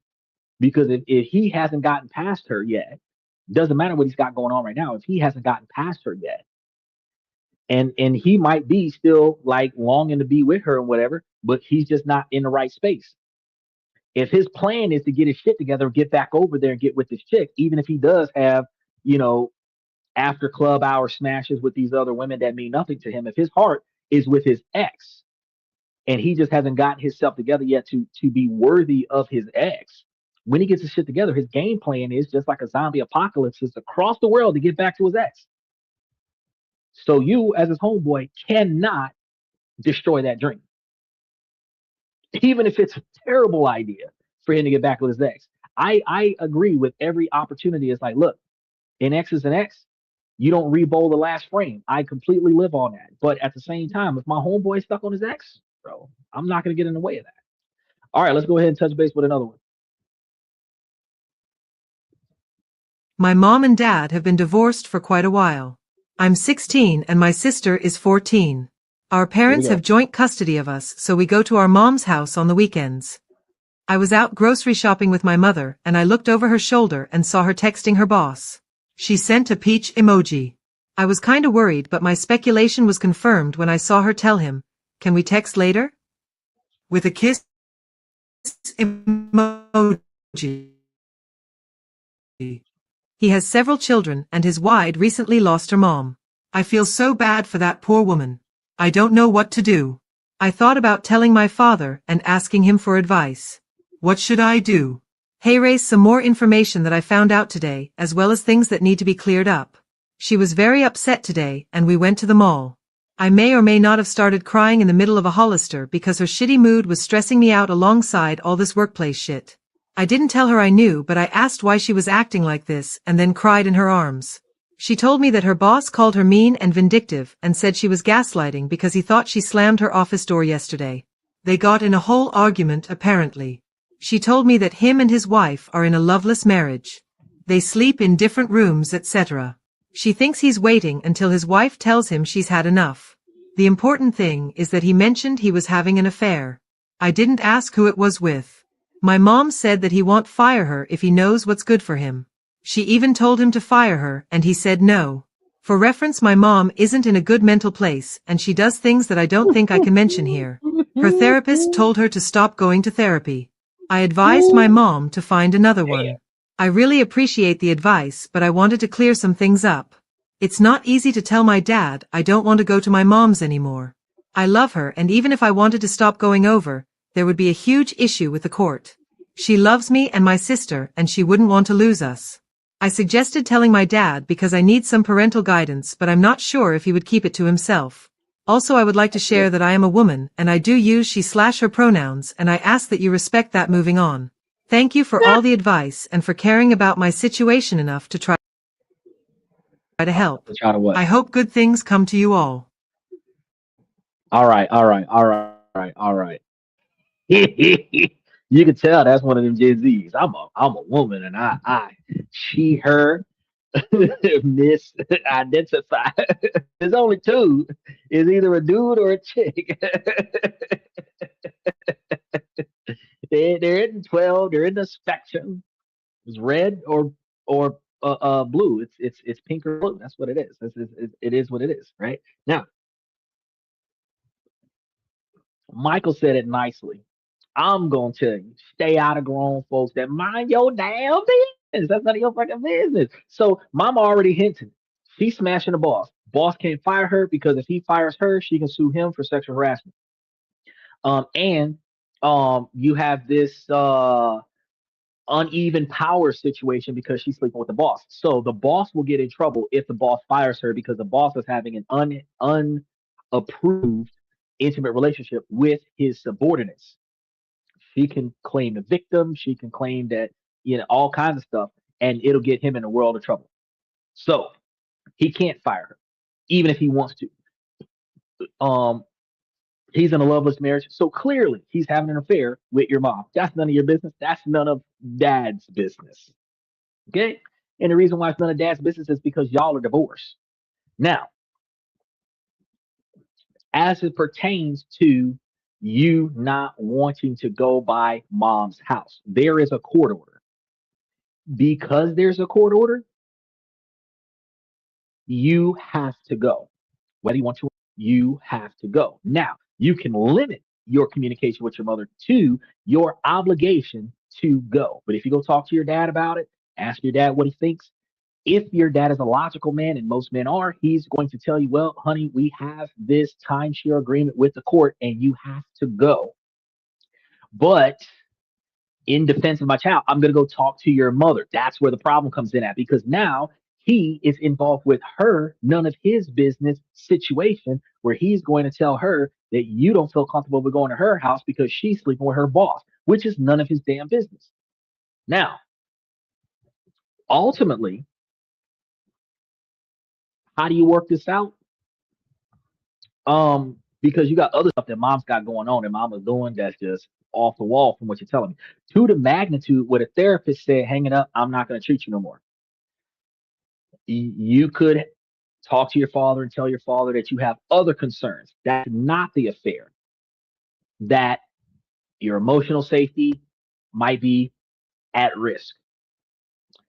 And as a result, you can have his lawyer talk to the judge about your situation where you can actually have a one-on-one with the judge and explain why you feel uncomfortable, where the parents don't hear what's going on, and then a request to the court to modify contact at the will of the child based on the child's relationship with the mom, not because of something dad's doing. This is the child herself saying, hey, judge, I know that we've got this interaction thing going on, but things have happened with me and my mom, and I kind of want to distance myself from my mom. I don't want to get my dad in trouble, but I don't want to be over there by my mom anymore, or I don't want to be there as much. Can we change this dynamic? Can we stop doing in person and start doing phone calls or something to that effect? You can talk to your father about that stuff. But I'm going to go talk to your mom is going to be the result of any conversation you have with your dad when you're telling your dad that your mom is doing something that makes you uncomfortable, because that's what parents do. Before we go get lawyers, before we go to court, before we fight it out in the street, that's the problem over there by mom's house. Dad's going to go to mom's house and raise concern. Now, if you're going to keep the situation to yourself and not tell dad, so that dad doesn't go over there and kick off shit by mom's house, at the end of the day, you can stand your ground on your non-negotiable expectations for behavior with mom, and you can let mom know, hey, your relationship needs to be on pause when I come over to visit. Your adult behavior when I'm not around needs to be on pause when I come over to visit. When I'm here and when my siblings are here, it is about us. And if you can't do that, then we're gonna ask if we cannot come over. That's the dynamic. Now, children don't tell adults what to do. But as a teenager, she said she was 16. As a teenager, you have the capabilities of explaining to your parents what your parents are doing that is making you uncomfortable with being there. And if it is a logical and reasonable explanation, then the parent has only one logical and rational choice. Well, two. One, change, or two, risk losing the child. So option one, change, is what mom would do, is not have her children exposed to what she's got going on when the children come over. So whether she's got 5 boyfriends, or if she's sleeping with her boss, or she's sleeping with the whole job, it doesn't matter. When her kids come over, she's a single mom, not affiliating with nobody else. Everybody knows my kids are coming over. Don't call me until they're gone. Don't text me. Don't interact with me until they're gone. Point blank, period. And when something's going on between mom and somebody that's not the kids, don't worry about the kids. It's an adult matter, and don't talk about it with the kids. That way you keep a separation between your relationship with your children and your adult relationship that has nothing to do with the children. Now, at some point, because your kids are 16, at some point, if one of the relationships becomes serious to the magnitude where it might become permanent, before you bring that person over to the house, you're going to have a family meeting, including dad. Let everybody know, hey, I'm introducing this new person to the kids. What do the kids think? What does the dad think? Dad's going to have objections, but it's more about what the kids feel about the situation when the kids come over. Okay. It's mutual respect for the man, but it is unilaterally about what the kids think about this new guy coming in. Then, if the kids are okay with the idea, then you bring the guy over, introduce him to the kids. If the kids are not okay with it and you're a part-time parent, this is going to be a dynamic where you keep your relationship away from your kids until your kids go to college. They're 16. It would honestly, and I've talked about dating tactics for the last 3 years, where I tell you, 2-3 years of interacting with one another before you move in. I talk to you guys about, 3, 4, 5 years before you get married. Know the person before you commit, right? And if that's the timeline, if the kid is 16, by the time you start talking about marrying them, the child would have graduated from high school and started her first year of college before you start trying to marry this dude. And you likewise should not be having sleepovers and moving the dude into the house until the kids are grown. Now, I know some people are going to say, oh, that's not fair. Adults should have the ability to live their life. Yeah, if you don't have kids, you should be able to do whatever the fuck you want to do. But as soon as you give birth to a child, your life is on hold for at least 18 years, unless your kids get emancipated before that. Or you lose custody and your kids don't have contact with you. If that's the case, you're free sooner. But as long as you have a parental obligation to these children, your life is on hold till these children become adults. So when they're 18, that's 18 years of prison time that you're going to be serving, waiting on these kids to grow up, and then you start your life again. So if you start dating and your kids are 16, you've got 4 years to make this relationship a serious relationship. And you can let that person know, look, I'm not going past whatever phase we're in right now until my kids graduate and go to college. So if we're going to date to marry, we can date for 4 years and then start talking about marriage after 4 years. If you're planning on giving me a 5-year commitment right now, that's something that we can work with. If you're going to be a jump off, that's something that we can work with. But we're going to establish it now that we're not going to move faster than my kids have to be 18 before you move in, before I move in, or before we get aged. That's the ground rules. That's again setting boundaries, non-negotiable expectations for behavior. So by doing that, you get to know your partner better. They know where you stand. They respect your limitations, and then you guys take it slow. And as soon as the kid graduates from high school, 3 weeks later, you could be planning a wedding. But you have to respect the kids as well as your spouse, your child's parent, whether it's mom or dad. You got to respect the other person. And I understand you feel like, well, it's my life. They don't have nothing to do with my life. No, they do.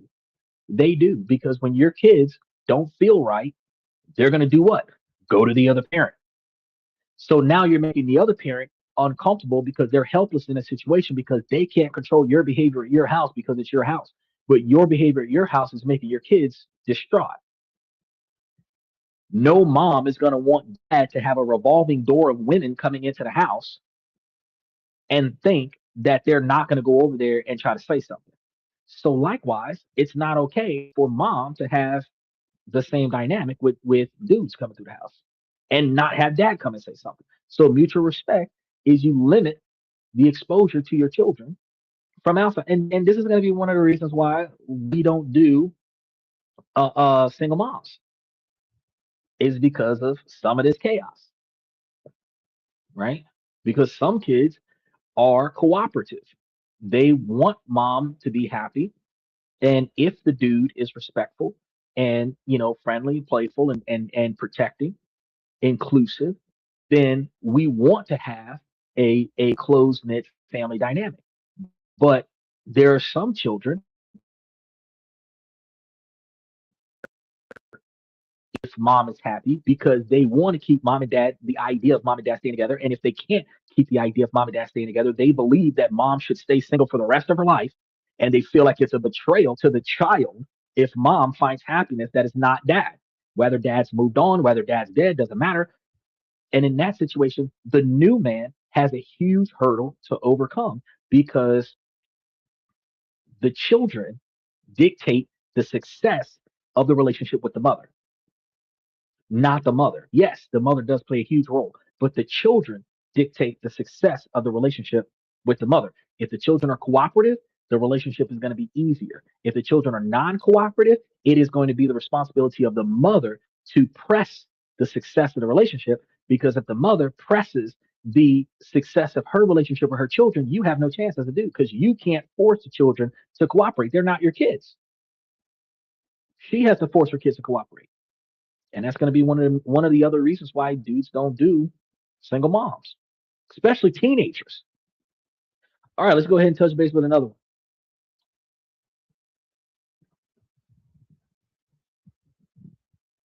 I am a 25-year-old guy dating a 32-year-old woman who has a 7-year-old daughter. I work at a fine dining restaurant and have been there for Hold on a 3 years. second. Pause. He 25, she older. Hold on. We're going to get into that one in a second. Steven said if a woman has kids, she can stay solo or get back with the children later. Father, I'm not an option in that kind of scenario. Well, yeah, Steven, you're going to say that because that is actually a thing that after the divorce, because Jalen comes on the show quite a few times, and he tells us how his relationship with his ex-wife is better now that they've gotten a divorce, where she still lives in the house with him, as opposed to the way their relationship was when they were married. And the funny thing is that the contract, the financial contract with the IRS, is the only thing that they've changed. Technically, the way they treat each other changed because she now shows the man more respect than what she used to show the man. I don't understand why, but the piece of paper that shows divorce doesn't do anything for how you treat each other, and the piece of paper that shows married doesn't do anything for how you treat each other. But in divorces, some kind of way, a lot of the times, the divorcees actually get along better after they no longer have the marital pressure to stay together. So yeah, in that dynamic, yeah, mom sometimes can lay down dad.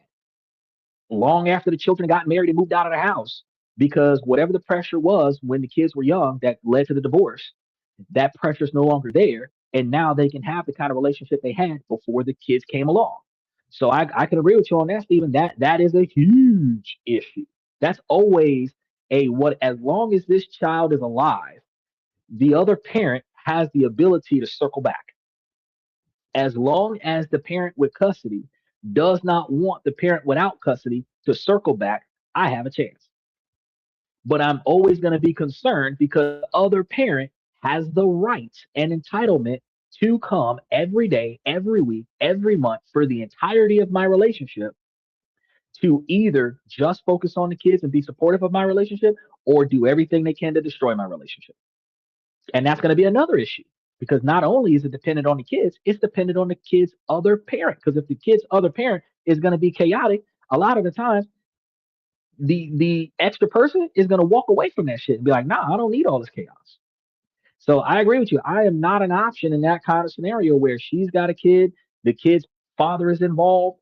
And as soon as I find that out, like, nope, that's it. I was already on the fence when she's got a kid, but I'm super like against the fence when she's got a kid and the father's involved. No, I'm okay. I'm okay. That's too much. That's too much stuff. I'm not about to be friends with the other dude that was smashing my girl. I'm not okay with that. I'm not okay with being friends with her ex. I'm not okay with being friends with the. I'm not okay with being boyfriend number two. I'm not. You know what I mean? But let's go back to this. He's a younger dude dating an older girl, an older chick that's got a 7-year-old. So let's see what's going on here. Years, started working there after graduating with a bachelor's in business administration, have no clue what I want to do with my life, so I picked a safe degree to get. 2 years after working there, my current girlfriend got a job there and we slowly got to know each other over the course of a year, hanging out outside of work, usually with other co-workers, but it gradually changed to one-on-one hangouts and eventually texting each other frequently, getting flirty and whatnot. Eventually on a random Sunday we were texting and I offered to come over after her daughter went to bed to watch a show. She said yes. I came over and we hooked up. We continued to hook up for a few weeks, doing our best to not let it bleed over into work, but eventually we both agreed we had feeling for each other and started getting serious. She eventually introduced me to her daughter officially and that went well. I don't have much experience with kids. I am an uncle to a few nephews and nieces, but my experience with kids is still limited. Her ex-husband, whom she was with for about a decade, dating and marriage included, is not a good person and pretty much had control over all her assets. Her car is in his name. He has been treating her badly for the 3 years that they've been separated, and there have been many different court battles getting through the divorce, that her stepdad has been paying for, and the handling of everything. It eventually got to the point where her ex-husband has relinquished parental authority over the daughter and has annulled the marriage. Okay. These were agreeable terms for my girlfriend because she gets fully custody of her daughter, and in her mind this would free her from the shitty ex-husband. Let's take a few steps back for a moment and mention that after about 2 to 3 months of us dating officially, she asked me to move in with her, which I agreed to. I was living with my parents and eager to get out, so I thought, why not? Now fast forward to the present day, 9 months into the relationship. The ex-husband takes her car back that was in his name, so now she has no car and I'm left driving her and her daughter around, to work, etc., which is okay majority of the time, but I don't feel like I can go anywhere on my own due to having the only car, so this limits my freedom. So my girlfriend and I are making the least amount of money we've ever made at the restaurant, $350 to $400 a week.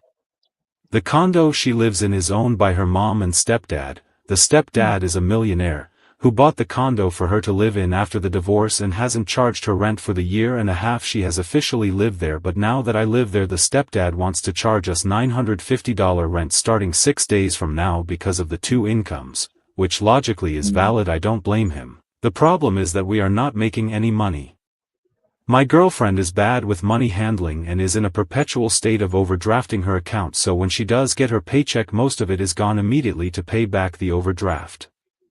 And I am left paying groceries, gas for my car, and eating out, which is growing more common.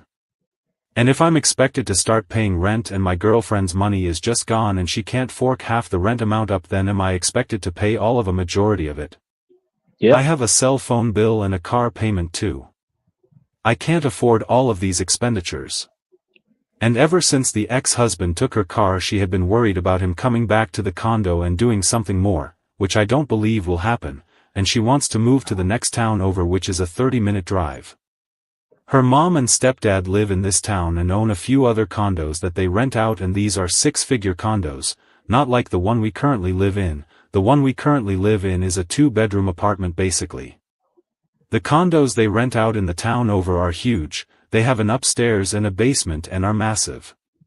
My girlfriend's mom wants us to move into one of these, so we're next door to them, and this would put my girlfriend's fear of her ex-husband at ease, but also it would help on the babysitting front because her mom and stepdad would be right there. The problem is that we probably won't be able to afford the rent where we're currently staying, and there is absolutely no way we wouldn't be charged more if we moved into the bigger condo. I just don't see how the hell this is going to work at all. I haven't even gotten into the age difference between my girlfriend and I. We get along great for the most part. I truly do believe she loves me, and she has been accommodating to the fact I don't have much experience with kids. I'm trying to be a good male figure, but I'm just not a very expressive person because of my upbringing in a semi-violent household. I'm also only 25 and don't want to miss out on my life if I'm with this woman. I love her, but I'm afraid that this relationship may cost me more than just my money if I stay in it too long, but I just don't know. Like I said, the relationship between her and I is good. We fight every now and then, but what relationship doesn't have the occasional fight? And we always come back to one another and apologize and make up. I wish she had her shit together a little more, admittedly, but she has had a rough go of it in her life. What do you all think I should do? Keep in mind I'm new to Reddit and this is my first post on the site. Genuine thoughts only, please, no bullshit. Thank you. I'm gonna give you some bullshit. I'm gonna talk shit to you real quick. Steven says, drop her off at the ex-husband and run. All right, so let's reanalyze the situation, Steven. The ex-husband has signed away all of his rights, took his car. He's no longer financially responsible for the woman. He's gone. The current boyfriend has the wife, or well, has the woman and has the kid. The woman is 13 years older than him. She's been married for the last decade, so probably between 28 and 38, or maybe if she's dealing with a separation over the last 2 or 3 years, probably like 25 to 35. And for the last 3 years, she's been doing a divorce. She has not had that financial responsibility because the husband was doing it. Now, she's got a 7-year-old. This is decent because she's out of diapers. She's still cooperative. If you respect the little girl, she's going to respect you. So you can find a bonding moment here. The wife or girlfriend in this situation, when she was a single woman with no man, she had a free house. And even still, with the free house, she would spend more money than she makes. The father, stepdad, the father is claiming that now that she's got a man, that man he needs to show his ability to protect and provide by actually paying rent. So the two of y'all can't live in his house for fucking free. I agree. If at 25 years old you want to dive into a pre-constructed family, my guy, your shit should be together financially, because if it's not, you should not be moving into her house because she doesn't need an extra dependent. She needs a co-parent. She needs a co-financer. She needs a protector and a provider. And if you're not that, then you're not supposed to be in this. Now, when it comes down to the other observation where she says, or no, where he says, oh, well, I'm 25. I don't want to miss out on life. Bro, why did you move into this girl's house unless you couldn't afford your place? Why would you move into this girl's house if you wanted to? Because this is living life. Outside of you being able to smash more girls, this is living life. Starting a family or maintaining one, since this is a pre-constructed family. She's 38. If she has one more kid with you between now and 40, she would have 2 kids, 1 baby and 1 9-year-old, right? And the 4 of y'all would be living life together. Now, doesn't always work with you and her both having one job and y'all are living off of tips. I recommend getting a second job, starting another hobby, something like that that's going to actually bring in more money, or one of y'all needs to find a job pays more money than the restaurant that the both of you work at, right? If y'all are working on the same job, especially if you're working on the same shift, you're sharing tips. You're putting in 2 times the effort and getting half the money. Y'all need to be working on separate shifts where both of y'all have the opportunity to make, or fuck, you be the cook and let her be the server, and you make hourly wages to offset her tip money and figure this shit out financially. Okay. Now, dad owns the properties, stepdad. It don't matter how much they go for on the market. What matters is how much he's willing to charge you for it. Now, if y'all move together, right, you're both relocating for the sake of her. He's going to be more lenient on the rent because y'all both got to find jobs, which means you're going to stay there for free for a number of months and y'all find a job. And when y'all both find a job, based on your income, stepdad's going to be reasonable about how much he's expecting for rent. If the two of y'all are coming together, y'all gonna have to be honest about y'all's money. If y'all are coming together and y'all are bringing in, you said like $300 something a week, which is like $1,200 a month. If that is per person, that's $2,400 a month, and he could charge you $900, which is almost half. If y'all move to another city where you perceivably are doing the same amount or better, where you're both likely bringing in $1,500 or $2,000 a month per person, where you're ultimately coming back with a total of $4,000 a week for the two of y'all, he might charge off $1,500 for the place, less than half. Doesn't matter if it could be a $3,000 a month apartment.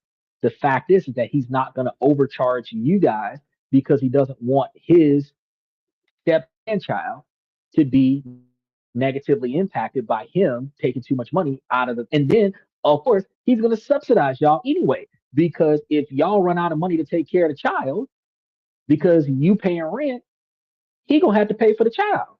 So instead of him overcharging you for the rent, he's gonna undercharge you for the rent to make sure that y'all make enough money to cover the spread.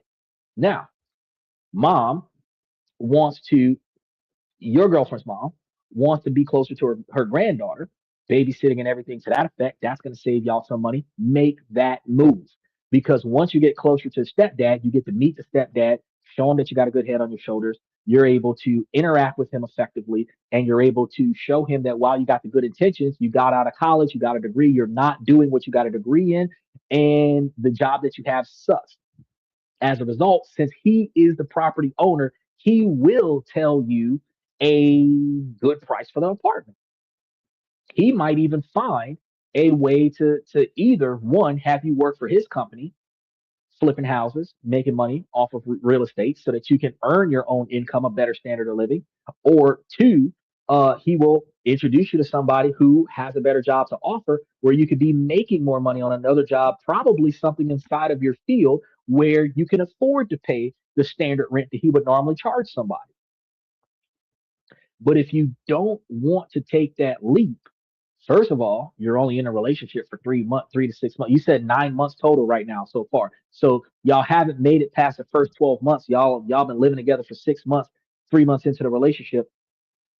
At this point, if you're in it for the long haul, buddy, you're making that move, and then you're going to dedicate yourself to doing whatever it takes to keep this family together and live under the authority of her stepdad, since he is the primary provider of your resources.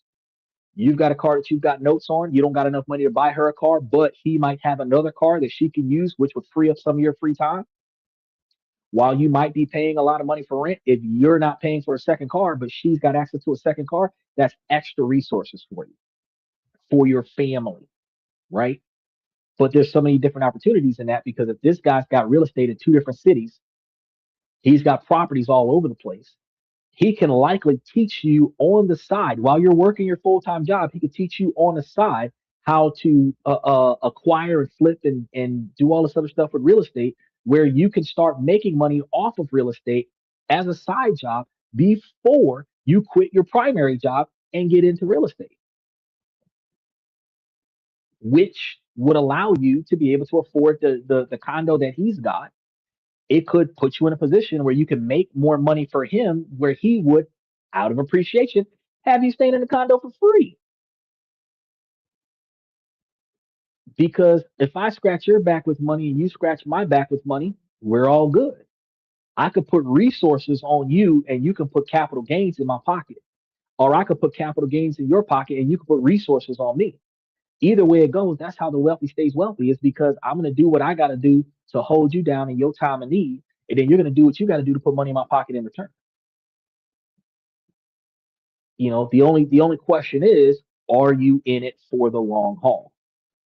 If you're not in it for the long haul, that's going to be your biggest problem. If you were in it for the novelty of, she's 38 years old, she knows how to do it in the bedroom, it's better sex than what you have with the 20-year-olds that you're normally messing with, but the whole like leader of the household mentality, you wasn't ready for that at 25, you might not be ready for that for 10 more years, bro, you should not have moved in her house, right?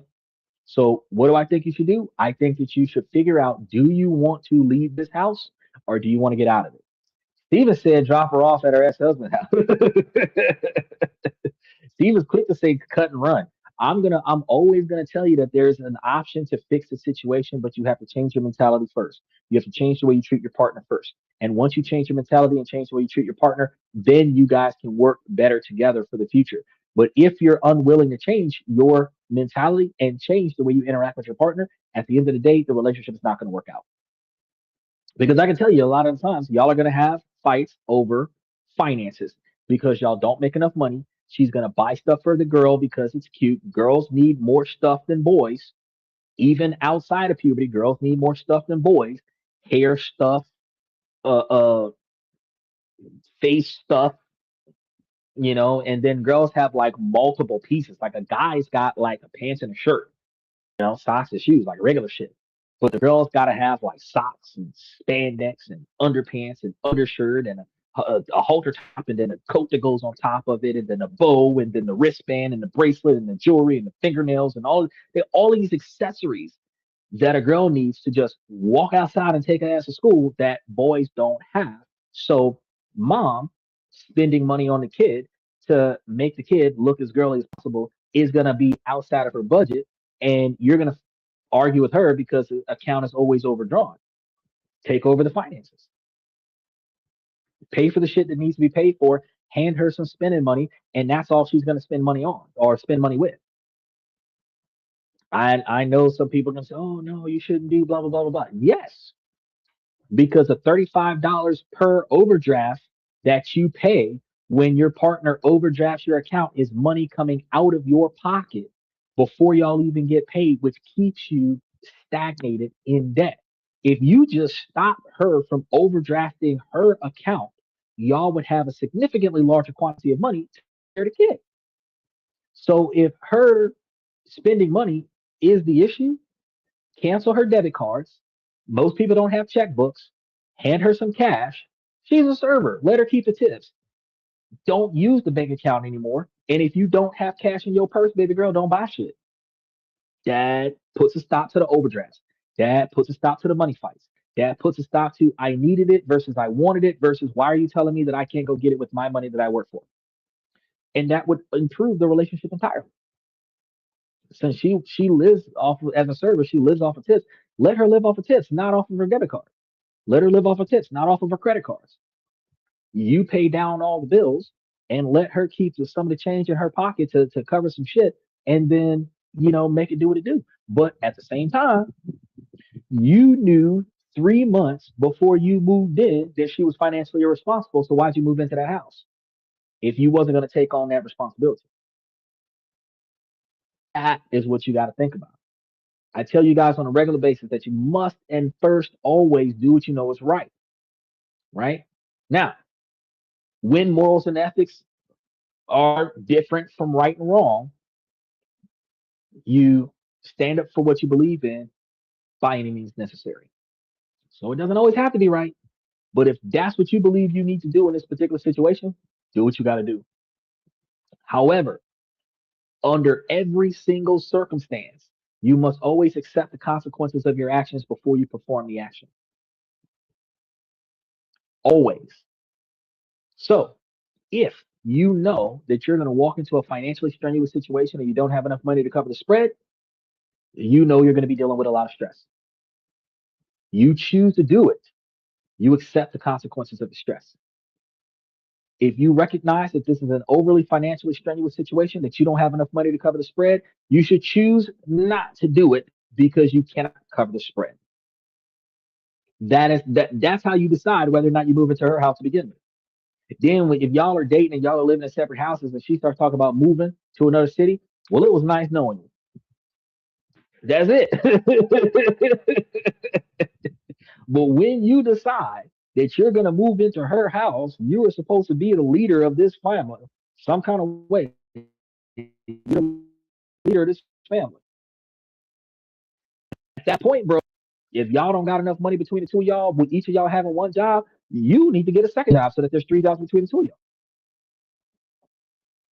I don't care if you got to be a Chippendale dancer or what's going on. You could be Magic Mike in this bit, whatever you got to do, bro. You gonna have to bring you some extra money in this because y'all don't got enough money together. It is what it is. That is how you stay committed to the relationship that you chose to be in. You chose to deal with her divorce. You chose to deal with her chaos. You chose to deal with her financial responsibility. You lived with the financial responsibility for 6 months. Bro, it's time to step up. It's time to step up. Now, that's all I got for you guys for tonight. Remember, tomorrow we're going to be talking about the tariffs and the extra 2.5% increase that we're going to be dealing with on top of the oil prices going up. Remember that we're going to be discussing some other things on Tuesday. I can't even remember what we're supposed to be talking about, but I do know that at some point over the next couple of weeks, we're supposed to be talking about the other side of the bridge loans, because from one perspective, you getting a bridge loan as a borrower, but from the other side, we're going to be talking about issuing those bridge loans as the lender, because I mean, we can make money off of peer-to-peer lending if we have enough capital to lend it and we have the contracts correct. So I want you guys to pay attention to that as it comes up. One more time, Stephen, I did put that, you asked me about it. I put the information into the membership and I have set the show for August 14th. So don't miss out on it. I know you're here every night, but I let you know because the show's already scheduled, so you can hit the notification buttons. I believe that all of August has been posted except for Mondays. I believe the rest of August has been posted.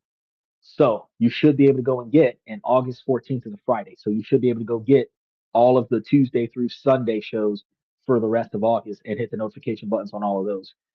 That way you will be up to date on most of those shows. And just Monday would be the day that I tell you about on Saturday to go and hit the notification button on so that you can be reminded to come to the show. Um, Beyond that, I'm going to say, ladies, as long as the situation doesn't make sense, I'm going to keep asking you ladies to make it make sense. So ladies, please make it make sense. Fellas, I give you this information to make you guys higher value men. Um, Ladies, y'all got to understand, like I tell the men, it's not just about improving your financial skills. It's about improving your decision making skills. And this is the male driven podcast from the male's perspective. Y'all can become higher value women as well. You have to find the things that are inside of your control in your life that you don't like and proactively change those things.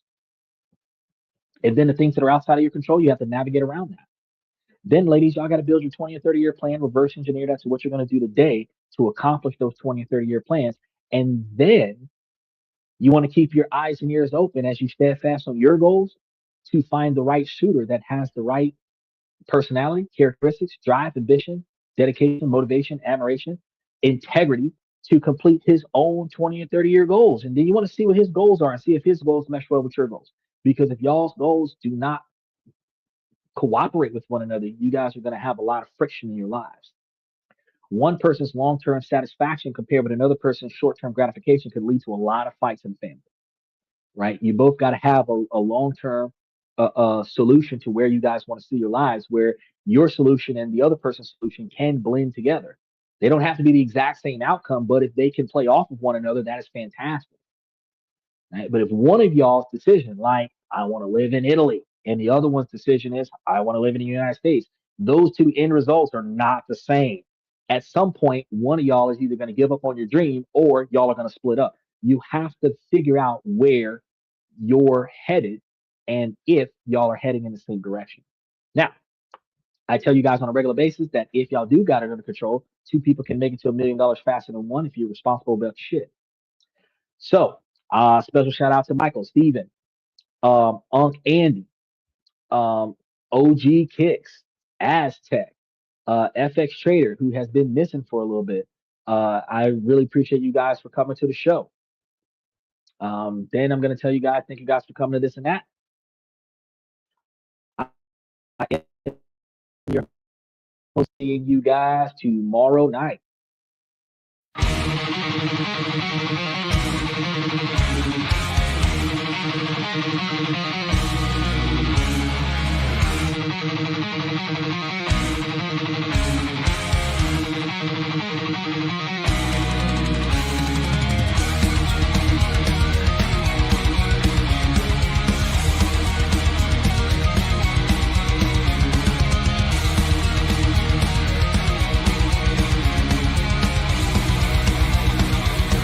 Higher ground.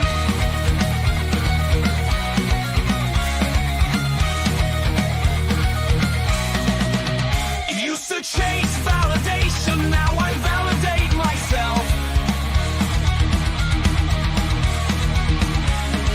Building inner strength, putting doubt upon the shelf. No more unnecessary drama, no more wasted time. Climbing higher, constantly making my own climb. Standing on higher ground where excellence is found. My potential knows no bounds, raising the bar, breaking ground.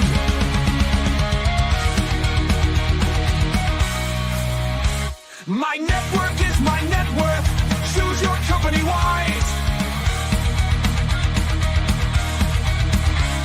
Surround yourself with eagles, not with sheep in disguise.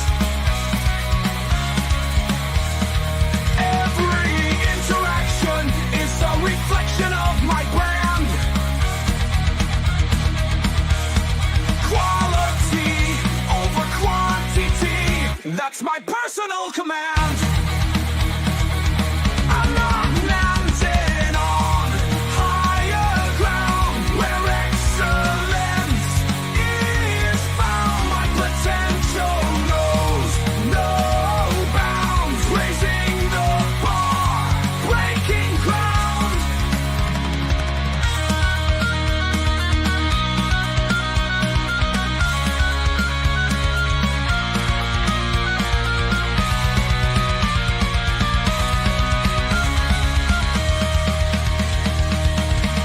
I'm not just living, I'm manifesting my vision, cutting through limitations with surgical precision. My expectations are my compass, my respect is my shield to mediocrity and chaos. I will never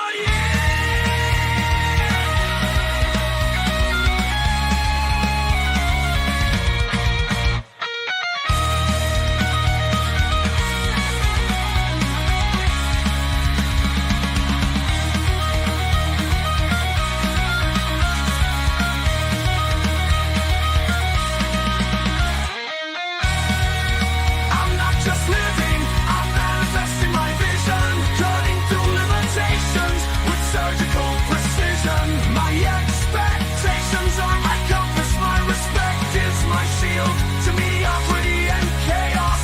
I will never yield.